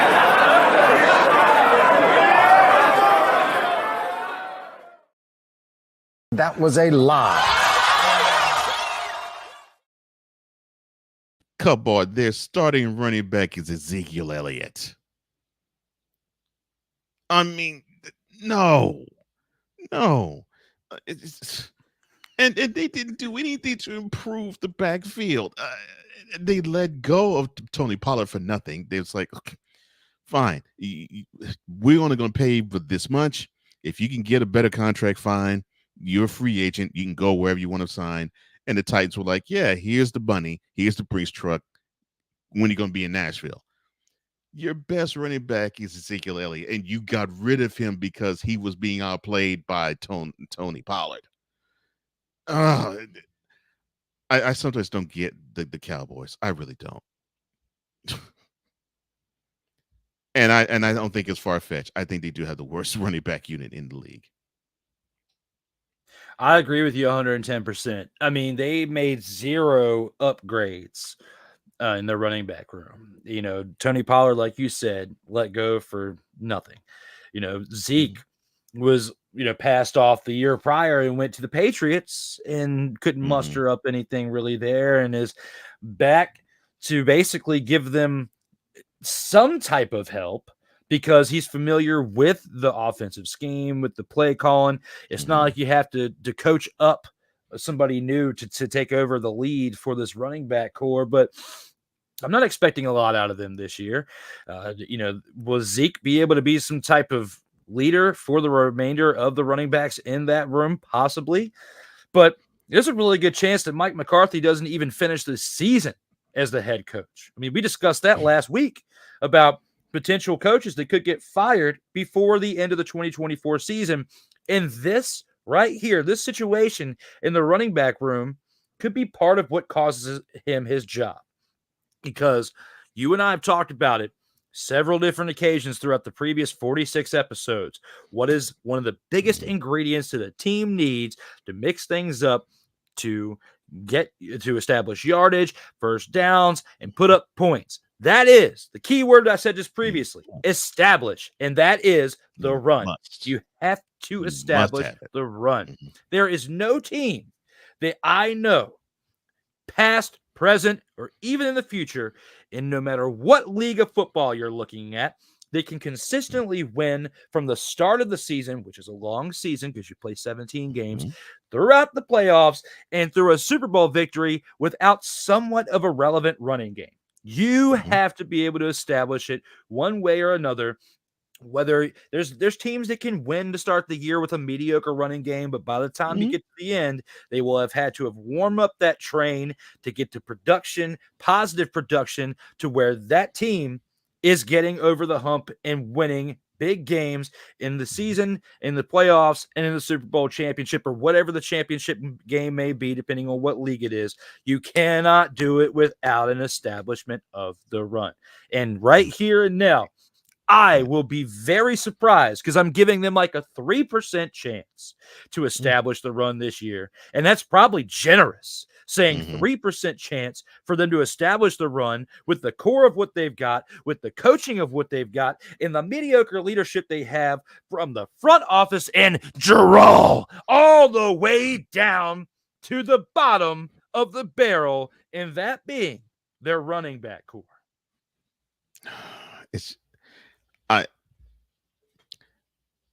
They have a QB where he is now in his 10th year. You would think that you would want to get some pressure off of him. And the best way I could think of would be if you actually establish a running game behind him. But no, you're enamored with him, Dak Prescott. You're enamored with him throwing to CeeDee Lamb or take your pick with the other receivers they have. I can name them, but it doesn't matter. You need to have a running game. And you said it beautifully. I don't care what type of team you are. At some point in your run to the championship, you have to establish the run. The best example was this past year with the Chiefs. You didn't really think of them as a running team, but the passing game became a little bit affected, and they started to pass less and less and less. And here we have Isaiah Pacheco being established on the ground. And what happened? They ended up turning themselves from a more finesse team to a more physical team because why? They were able to control the clock running the football. And if it wasn't for that, they would not have won in Buffalo. They would not have won in Baltimore. And they would not have won the Super Bowl against the 49ers.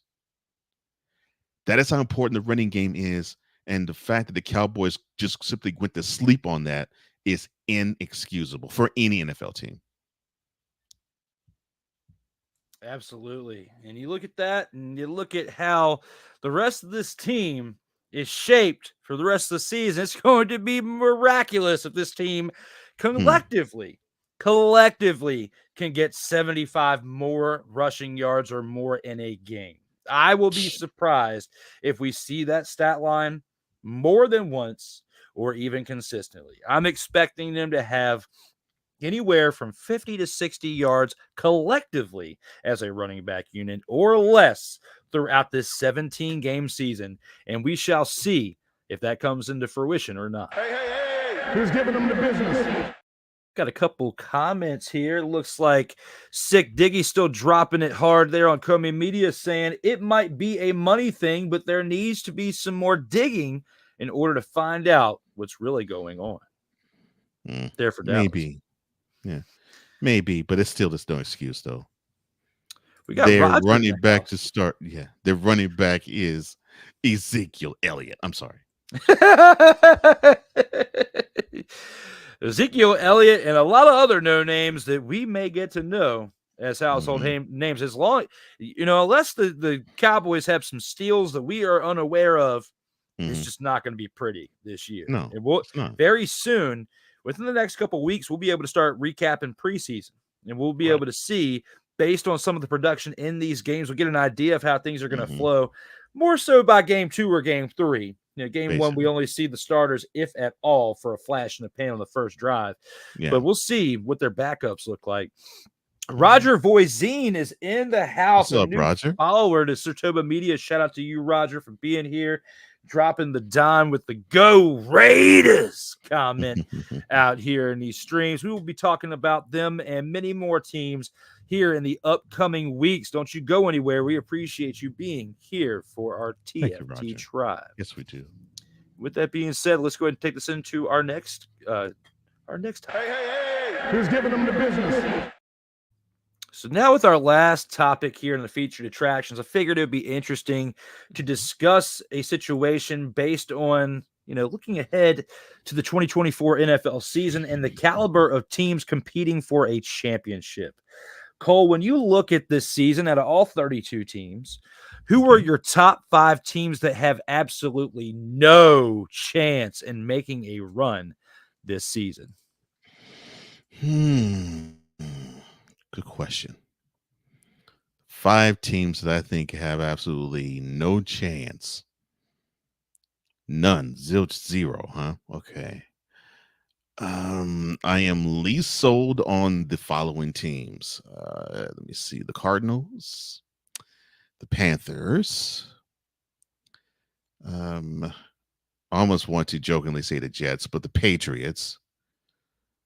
Let me see.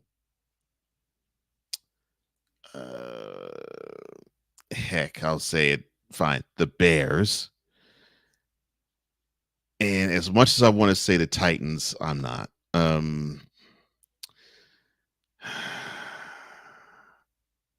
I really want to say the Saints so bad.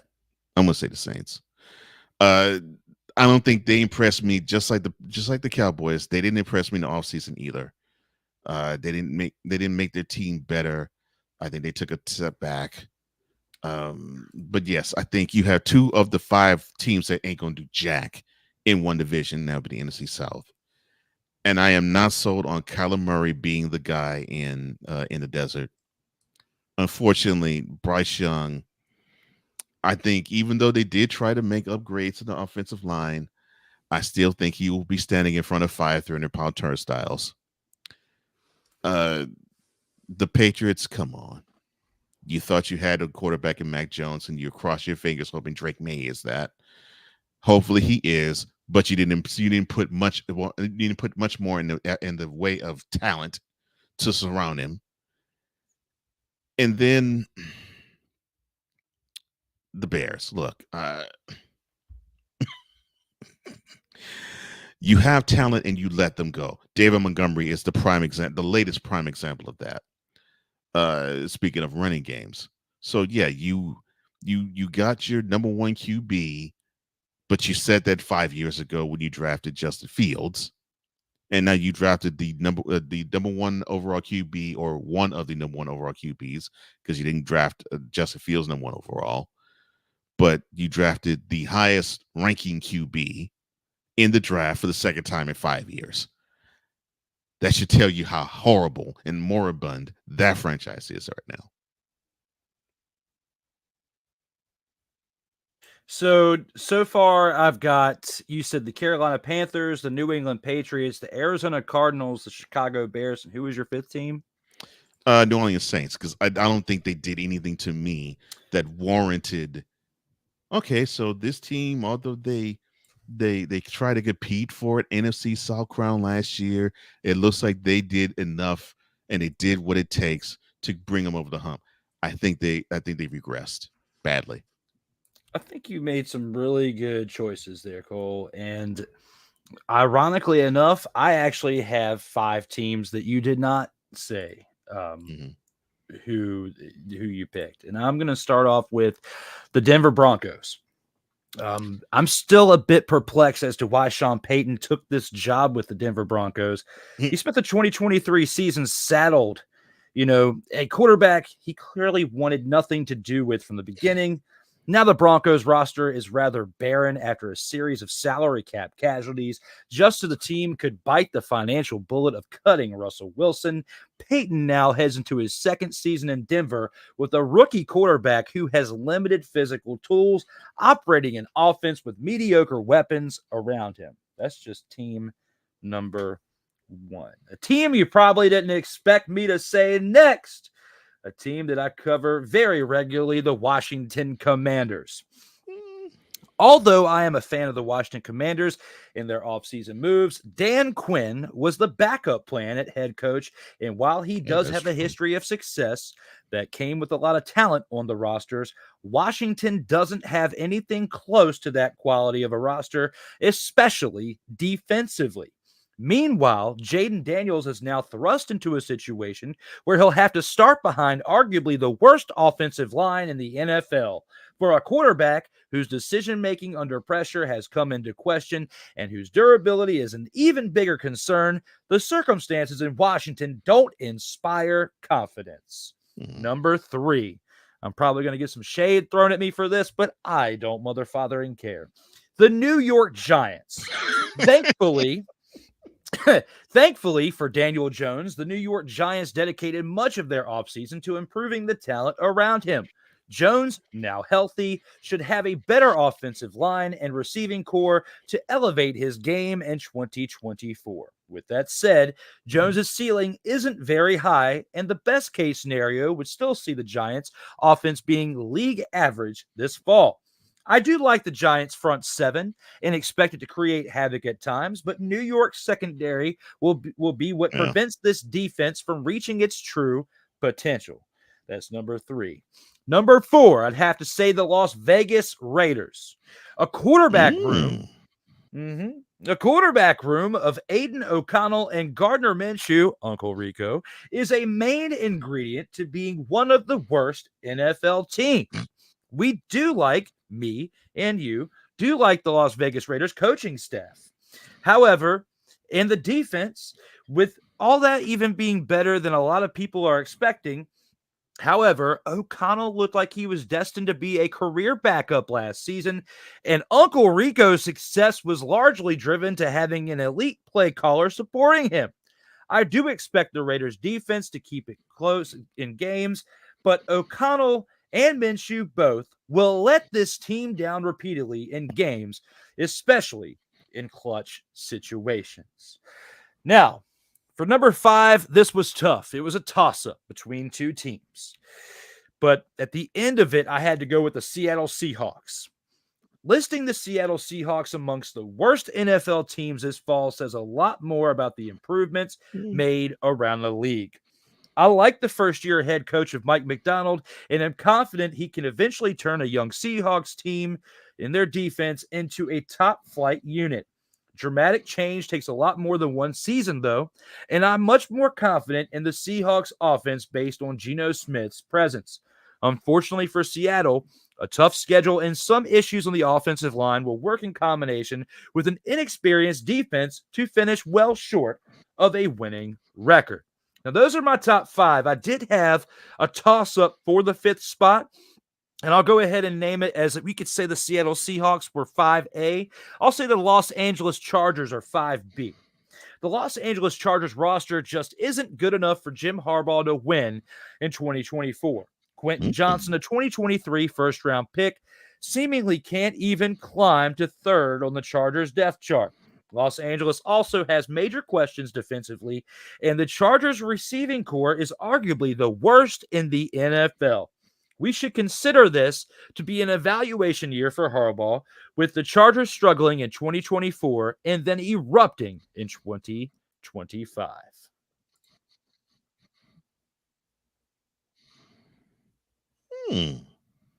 Okay.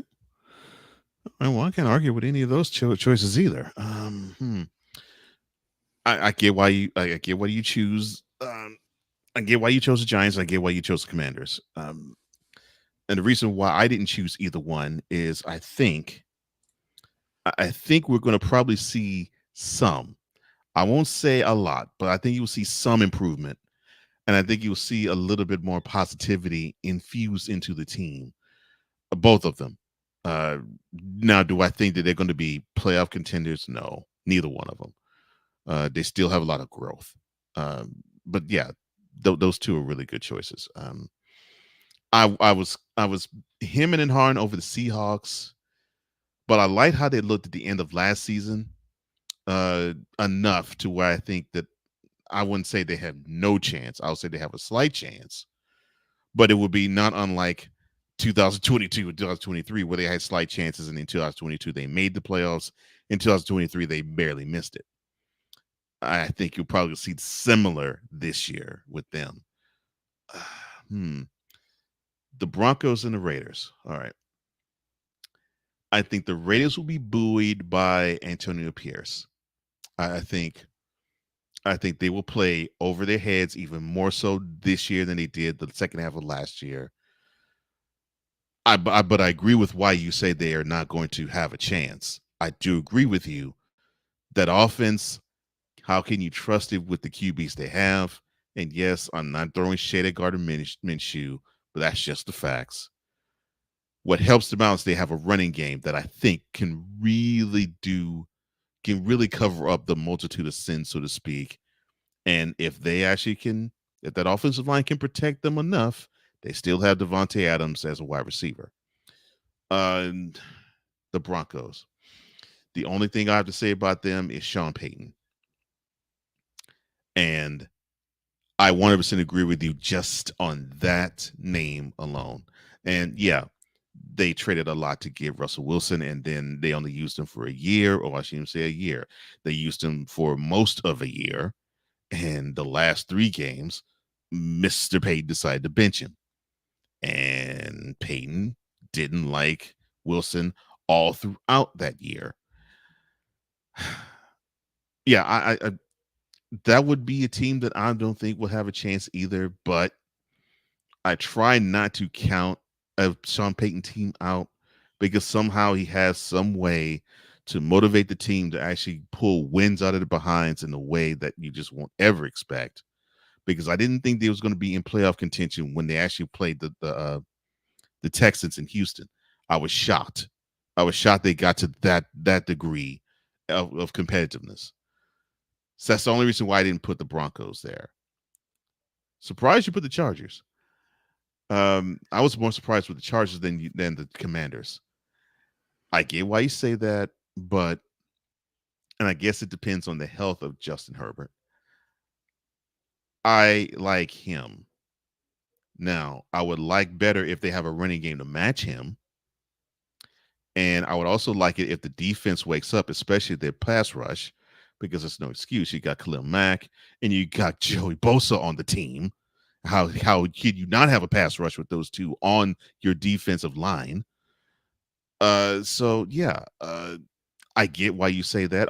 By the way, you have oh good Lord, blanking on the last name. I want to say Jones, Derwin Jones, as a secondary member, as a safety, one of the best in the league if he can stay on the field. So I get why you would say, okay, the roster doesn't measure up, because sometimes with injury woes and sometimes with just underdeveloping and underwhelming performances, I can see why you say that. And this is Jim Harbaugh's first year with the Chargers, so I understand that. But yeah, the only surprise for you was the Chargers. Doesn't surprise me that you picked the Commanders. And yeah, if you're gonna say, well, they can win the NFC East, then yes. The answer to that question is no. And you're right. If that is the no chance, you're correct. You're absolutely correct. Well, I appreciate the follow up with that. Like I said, the Chargers are more like 5B. If they were like on the cusp, like they didn't quite make it, I had to put the Seahawks over the Chargers, but it was close. And it's basically based on what Harbaugh inherited. And in my opinion, they didn't do enough within the draft and with offseason moves to elevate them outside of that top 5 for me to say are arguably not going to make a run this year. 2025. He didn't. 2025 is going to be the special year. Yeah, absolutely. Yeah. 2025 is going to be the year we see some special moves. If we do see something this year from them, it's going to be like some flashes in the pan. It's not going to be consistent, and it's not going to be well enough for them to actually do some damage throughout the end of the year into the playoffs. So that's what basically justifiably makes my list the way it is. You had a great list too. And, I was like, man, one of these two Cole's going to pick, and I'm going to be like, I'm going to have a top 3 list. But no, luckily I guessed right. I was thinking some of those teams you were picking, I was like, he's going to pick this and this and this. And it, especially with the Panthers and the Bears and stuff, I'm like, yeah, he's going to be picking these, which a lot of those are kind of gimme ones. I was trying to throw some ones out there to complement with what you were saying, as to make other people think. And I think that based on this topic alone, both of us did our due diligence with that. And I'm very, very happy to see what we were able to pull off with that. Hey, who's giving them the business? So with that being said, it is now time to take it to my favorite part of the week, the snowflake of the week.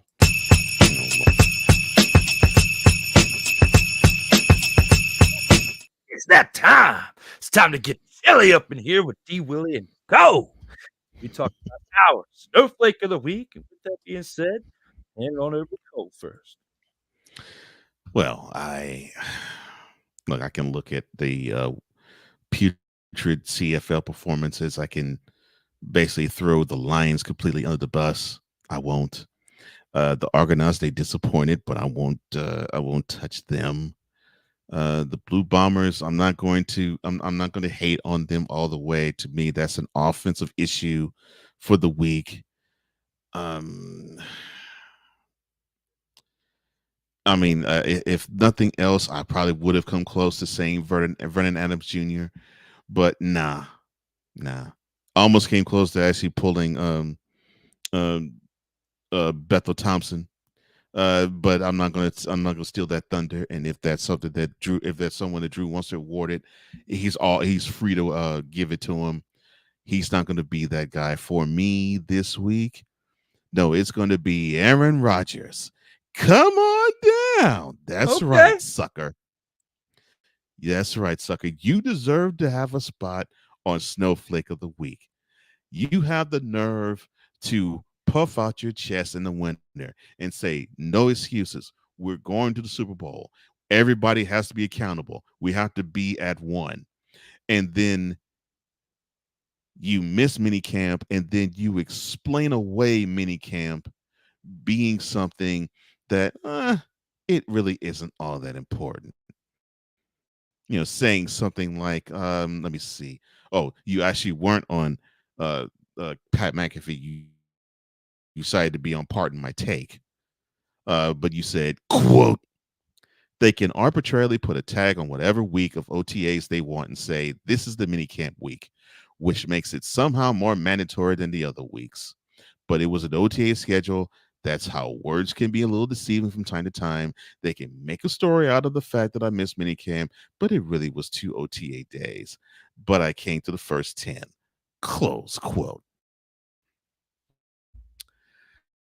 Son, said that the buck stopped with you. You said that you were going to hold the whole team accountable. You said that you wanted to have everybody be marched in lockstep with what you wanted to be marched in with, because you were not going to accept a team that what you saw last year. Not saying how they performed, I'm saying how they prepared. You wanted to have an effort that was stepped up from last year to this. And you, as the leader, decided to say, oh, you know what? I could chuck up the deuces and just have a vacation in Europe whenever I feel like it. You want to know why people cannot take you seriously? Why you are considered the ayahuasca sipping, toe picking, darkness retreat having space cadet that you are? This is why. Come on, you're supposed to be the leader of the Jets. You're supposed to set the example. Yes, I know you're 40. Yes, I know you'll be 41 when it's December. I get that. And I get that it's going to be tough and rough, and you coming off of an injury. I get that. Yes. But you could still do things, I don't know, like hold a clipboard. I don't know, like actually teach Nathaniel Hackett how the offense goes. Oh, I mean, the rest of the offense, how the offense goes.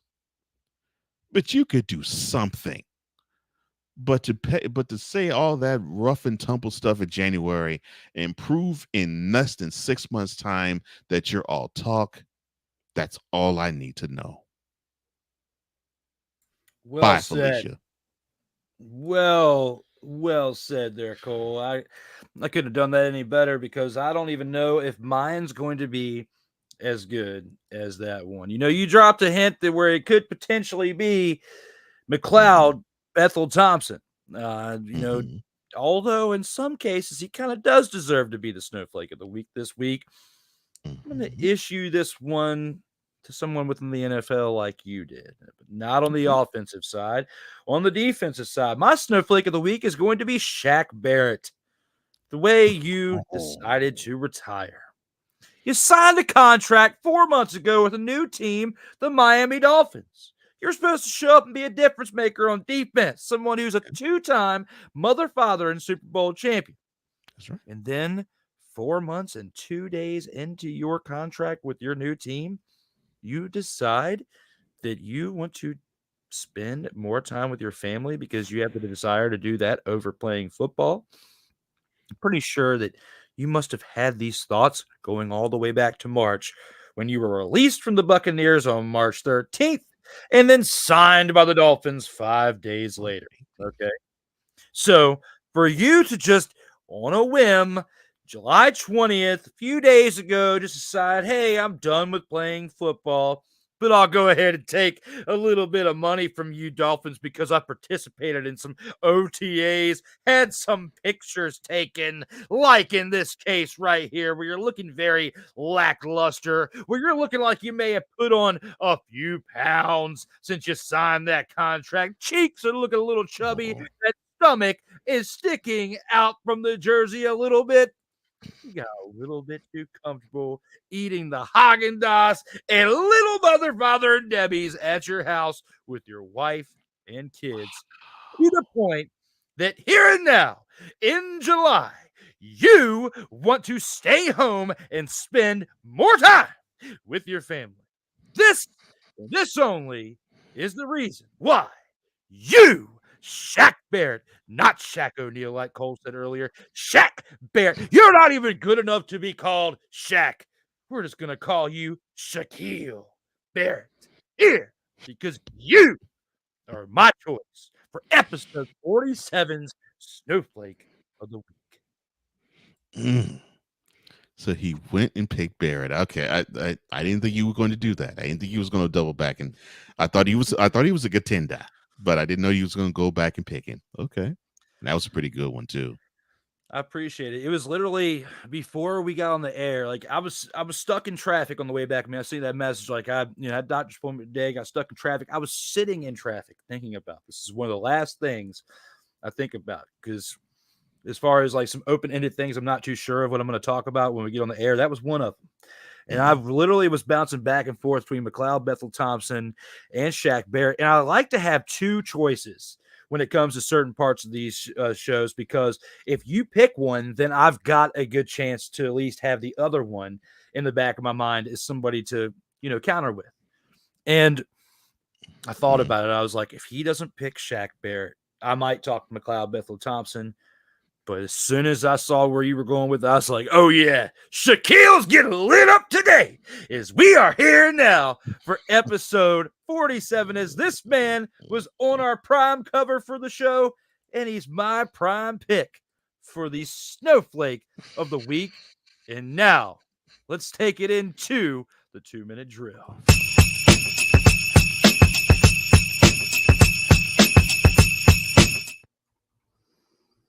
Total football talk.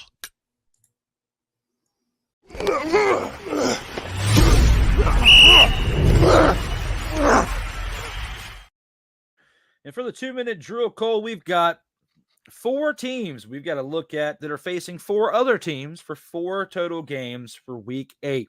Now, and deservingly so, based on what happened to them last week, the BC Lions are on bye this week. They are 5-2 coming into this bye week. a good time of the year, especially with how they lost this past weekend, for them to actually have a break, and deservingly so. And hopefully they bounce back when they come back in week 9. But this Thursday night, we have a matchup at 7:30 p.m. Eastern time as the Saskatchewan Roughriders travel to Montreal to take on the Alouettes. Both teams are at the top of the league, 5-1 for both teams' records. This could arguably be the game of the week before it even starts. We'll see how it gets to that point by the end of this week when we get to episode 48 next week. But right now on paper, it looks like it could be the game of the week.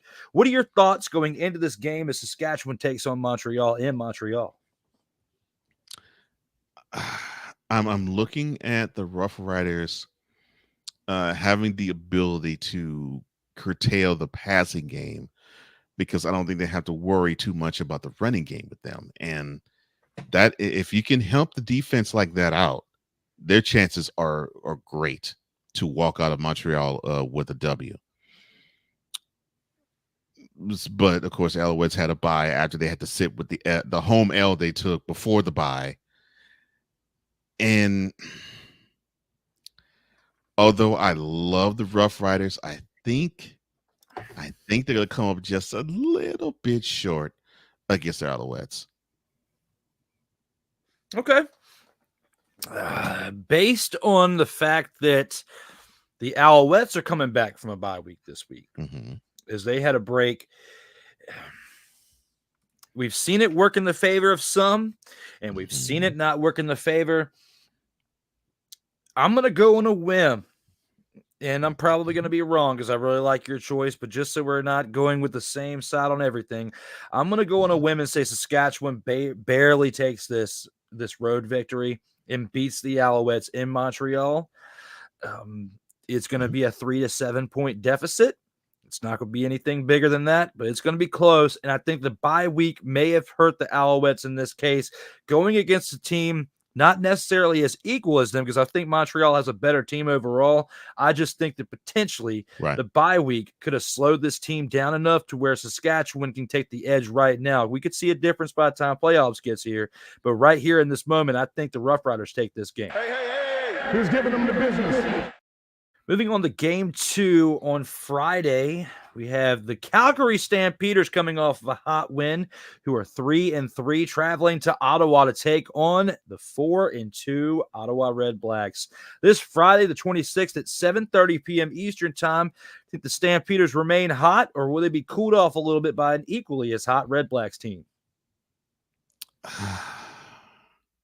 I think this is actually a good game for the Stampeders to play. And the reason why I say that, the Redblacks, even though, yes, they're winning, they just simply aren't impressing.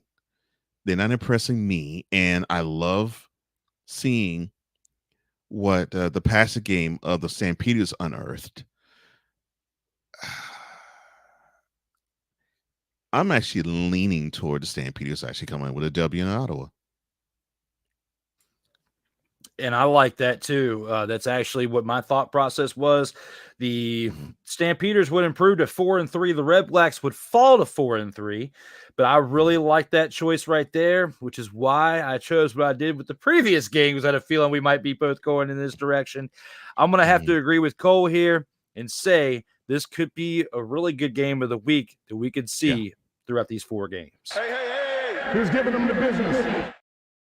To our third game here, I got to say on Saturday, the 2-5 Winnipeg Blue Bombers travel to Toronto to take on the 3-3 Toronto Argonauts. This Saturday, the 27th at 7:00 p.m. Eastern time. Do you think the Blue Bombers can bounce back after a tough loss this past weekend to knock the Argonauts below 500? Or will the Argonauts get the victory and go above 500 in this week's matchup? You almost have to ask the question, will the real Toronto Argonauts please stand up? Which team is going to show up? For the Blue Bombers, man. So Toronto got embarrassed this past week by Hamilton in Hamilton. And I think that they're going to come back home. They're going to lick their wounds. And I think this is not the perfect time for the Blue Bombers to actually face the Argonauts. I think they have the ability to beat them, even though this is a road game for the Blue Bombers. I don't think they will have enough. I think this is going to be a game the Argonauts get.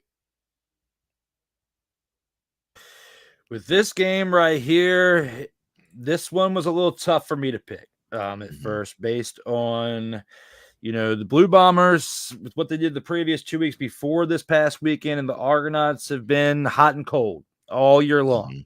I think based on what they were able to do to, keep it a 10-point game this past week against the Roughriders, I think the Blue Bombers have proven in the past few weeks, even though they did have a tough game this past week, that they're not as bad as what their record appears to be. They're chomping at the bit to improve. And I think going against a 500 team with a 3-3 record in the Toronto Argonauts, they have a really good chance at improving to 3-5 this weekend. I'm going to take the road team, the Winnipeg Blue Bombers, in this matchup and say if they win this game, it's going to be just like the first game we talked about, where I feel like it's going to be a 3 to 7 point deficit, not by much, but they're going to do enough, and primarily on special teams, which is what helped them out in the first 2 wins that they got the past couple weeks. I'm going to say that they do enough to just barely edge the Toronto Argonauts and get the win here on the road for a team that's been struggling this year, and they need some type of breath of fresh air put into their lungs. I'm going to go with them on this Saturday matchup. Hey, who's giving them the business? In our final game of the week, we have the Hamilton Tiger Kitties, which we're getting close to not being able to call them the Kitties anymore because they do have one victory on the season. The 1-5 Tiger Cats traveled to Edmonton to take on the disgraceful Edmonton Elks, who are 0-6, led behind the crybaby McLeod Bethel Thompson right here. Now, it comes this Sunday matchup on July 28 at 7 p.m. Eastern Time. What are your thoughts on this matchup right here? Do you think that this team, Bo Levi Mitchell, my bad, not McLeod Bethel Thompson, but Bo Levi Mitchell leading this team, do you think he can lead this team to another win this week? Or will they fall to 1-6 and the Elkmos get their first win of the year in what could arguably be the Dumpster Pelican Bowl of the year this Sunday?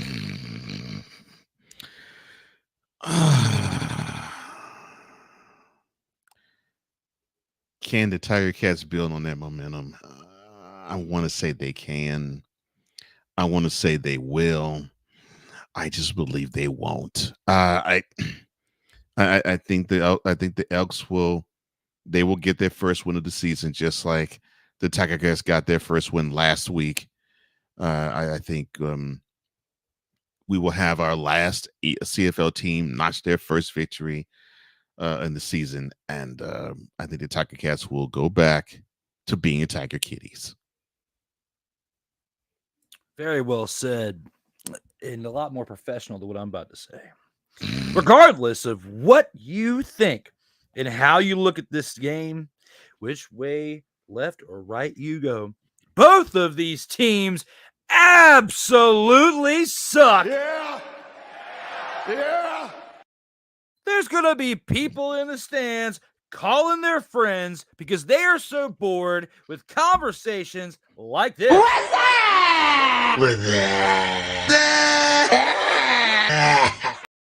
No matter which way you chalk it up, one of these two disgraceful teams is going to take a big fat stinker.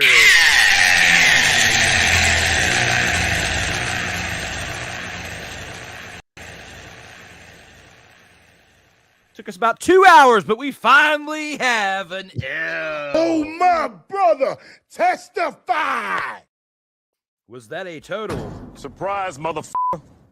Absolutely not. As you know, in this moment, at some point, I was going to get happy with my finger clicking the button. Stop it. Get some help.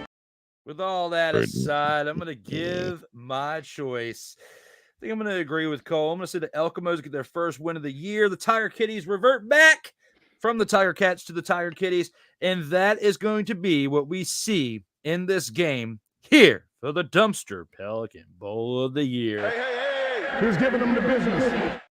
With that being said, let's take this on into the post game. As long as it's one. I went to go find one yesterday, but I wasn't able to what they teach you right away. Oh, that's great. So, I love it. actually, I was getting to I hope it actually is recording. And out of everything we've discussed here on episode 47, it's time for us to give our closing thoughts here in the post game. Cole, what are you thinking as we round out this episode? So now training camp in NFL officially has started. And of course, it'll be staggered as to when the teams will be reporting to their wherever destinations is going to be. For some, it's the city in which they play in. Others, it would be a remote place. For example, you have the Cowboys actually playing in LA for training camp. Sooner rather than later, we'll get teams that will scrimmage against one another, and then we'll be hearing how tempers will flare and fights will start. Basically, it is life returning back to normal. And the reason being, when you see the testosterone fly completely out of control, and it's encouraged, heck, it's even co-signed for, that's when you know we are getting into football season and football mode. And now we won't be talking about draft picks. We won't be talking about what was, or the season that was, or the what ifs, or if they made this play here, or if they won this game there. All that is thrown out the window. Now, for the next 6 to 7 weeks, we'll be locked in on the potential of our team doing well, getting into the playoffs, hopefully getting to the Super Bowl and winning it. Yes, I know we earlier in this broadcast talked about 5 teams who wouldn't pretty much stand a chance, and we actually gave you 10. But even the fans of those 10 teams, yes, I know, even you, Panthers fan, you all are actually feeling optimistic that you have a shot of hoisting that Vince Lombardi trophy in the sky come the second Sunday in February.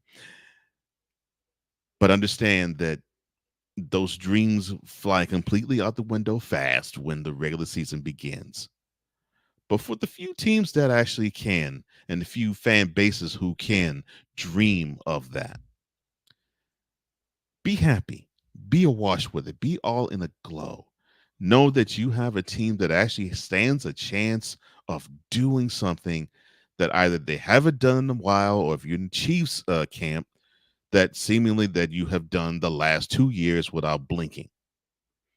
But now you can actually feel as though you have a shot of doing something huge, big, and magnanimous in claiming your rightful spot as your team ascends to the throne.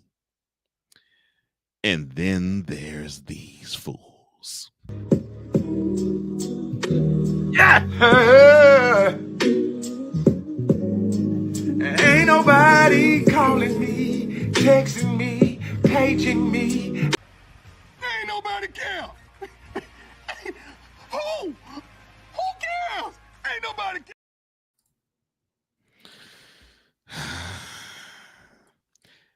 You haven't made the Super Bowl since January of 1996. If you were to make it to, you haven't even made to the NFC Championship game since January of 1996. If you were to make it in January, which is 6 months' time from now, it would be 29 years since you did it last. And guess what? And guess what? You'll be saying it for year number 30 come this time next July.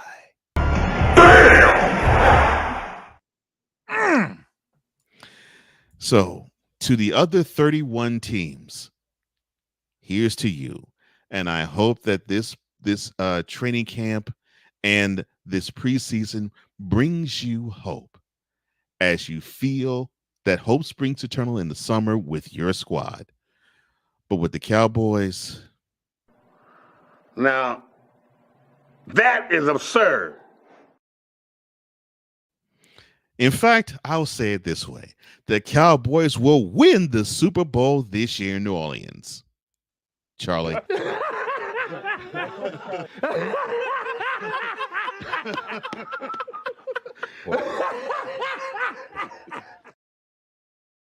Please, you have better chances of being a dumpster pelican in the landfill nearest to you than winning a Super Bowl. All yours, sir. I had to, for the majority of the time, leave myself muted because I was laughing so hard in the background.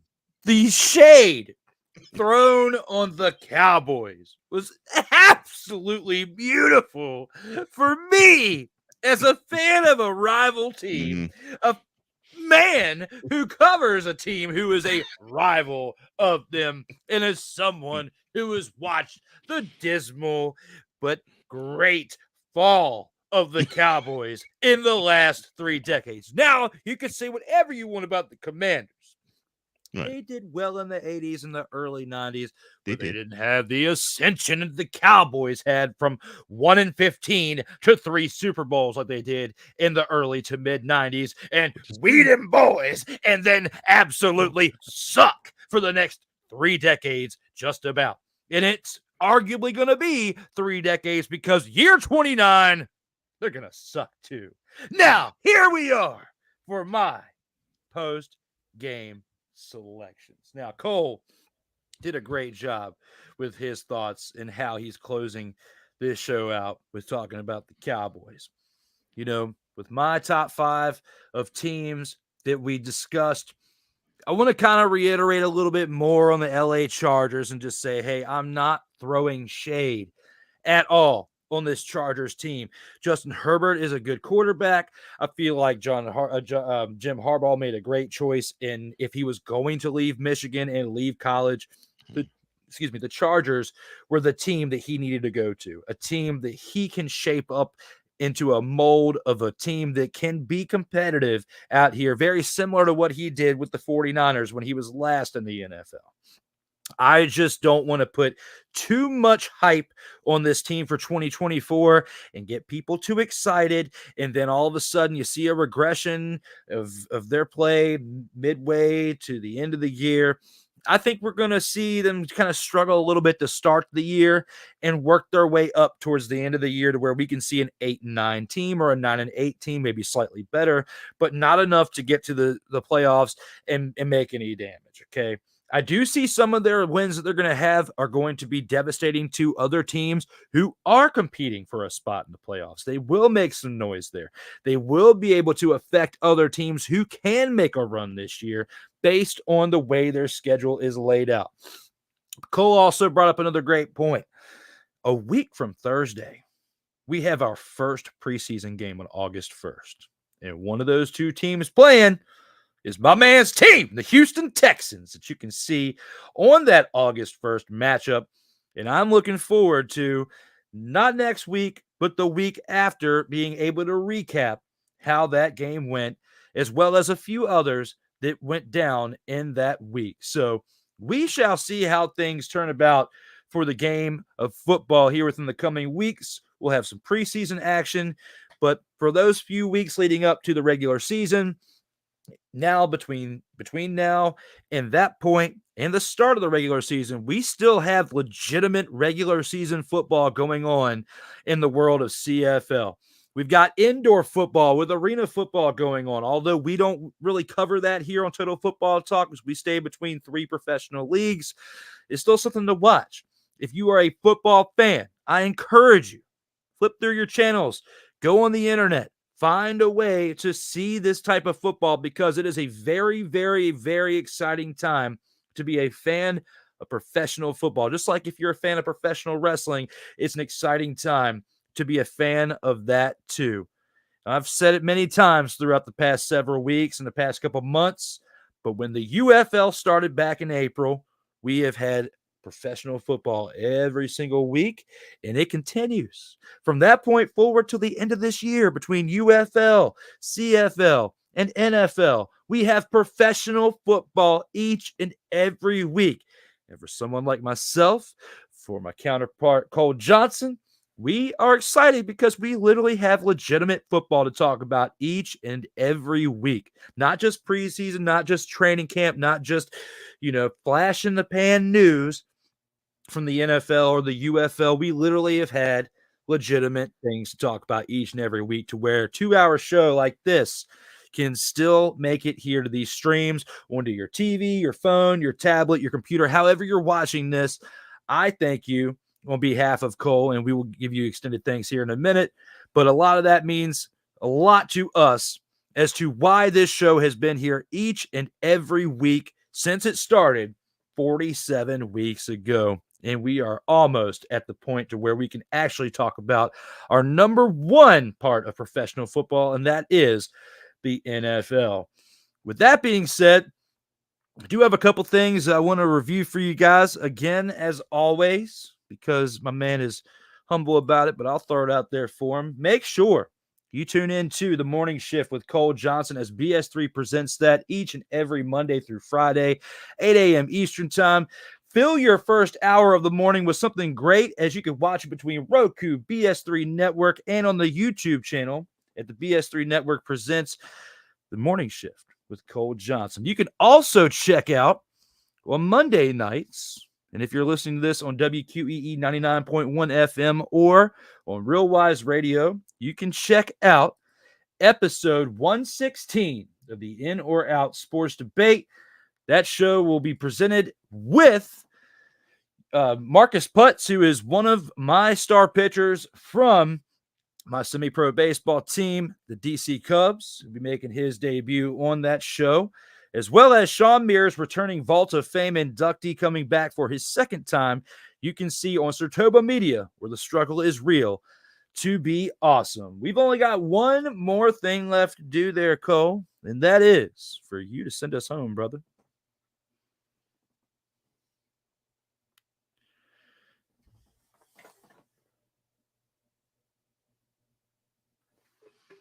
You are muted. Haven't heard a single word that you have said. Let's try. Well, let's try this again. Well, that's why I was going. So that's why you was doing the Hogan. Gotcha. Yeah. Lord have mercy. If you want to reach my brother Drew, all you have to do is follow him on certain social media platforms. Go to work. _media on Instagram.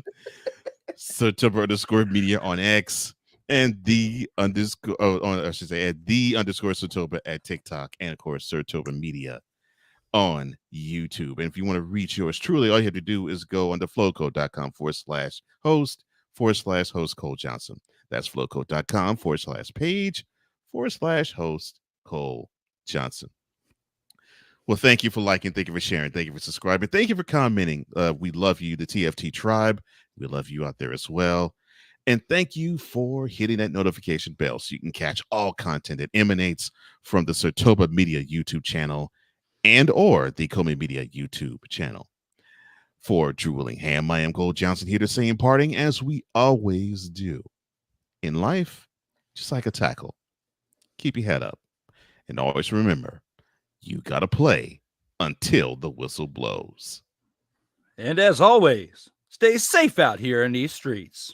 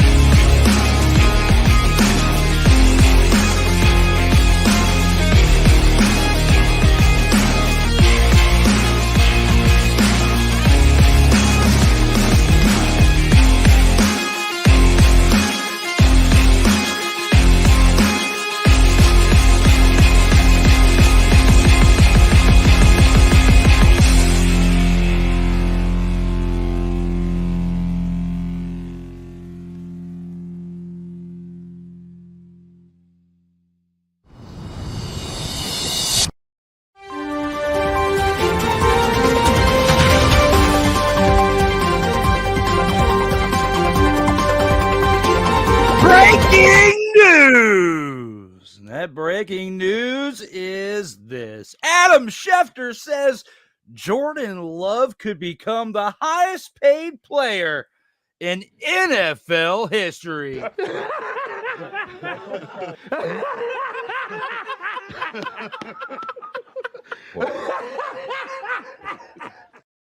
We'll talk about that next week. Everybody stay safe out here in these streets. Lord.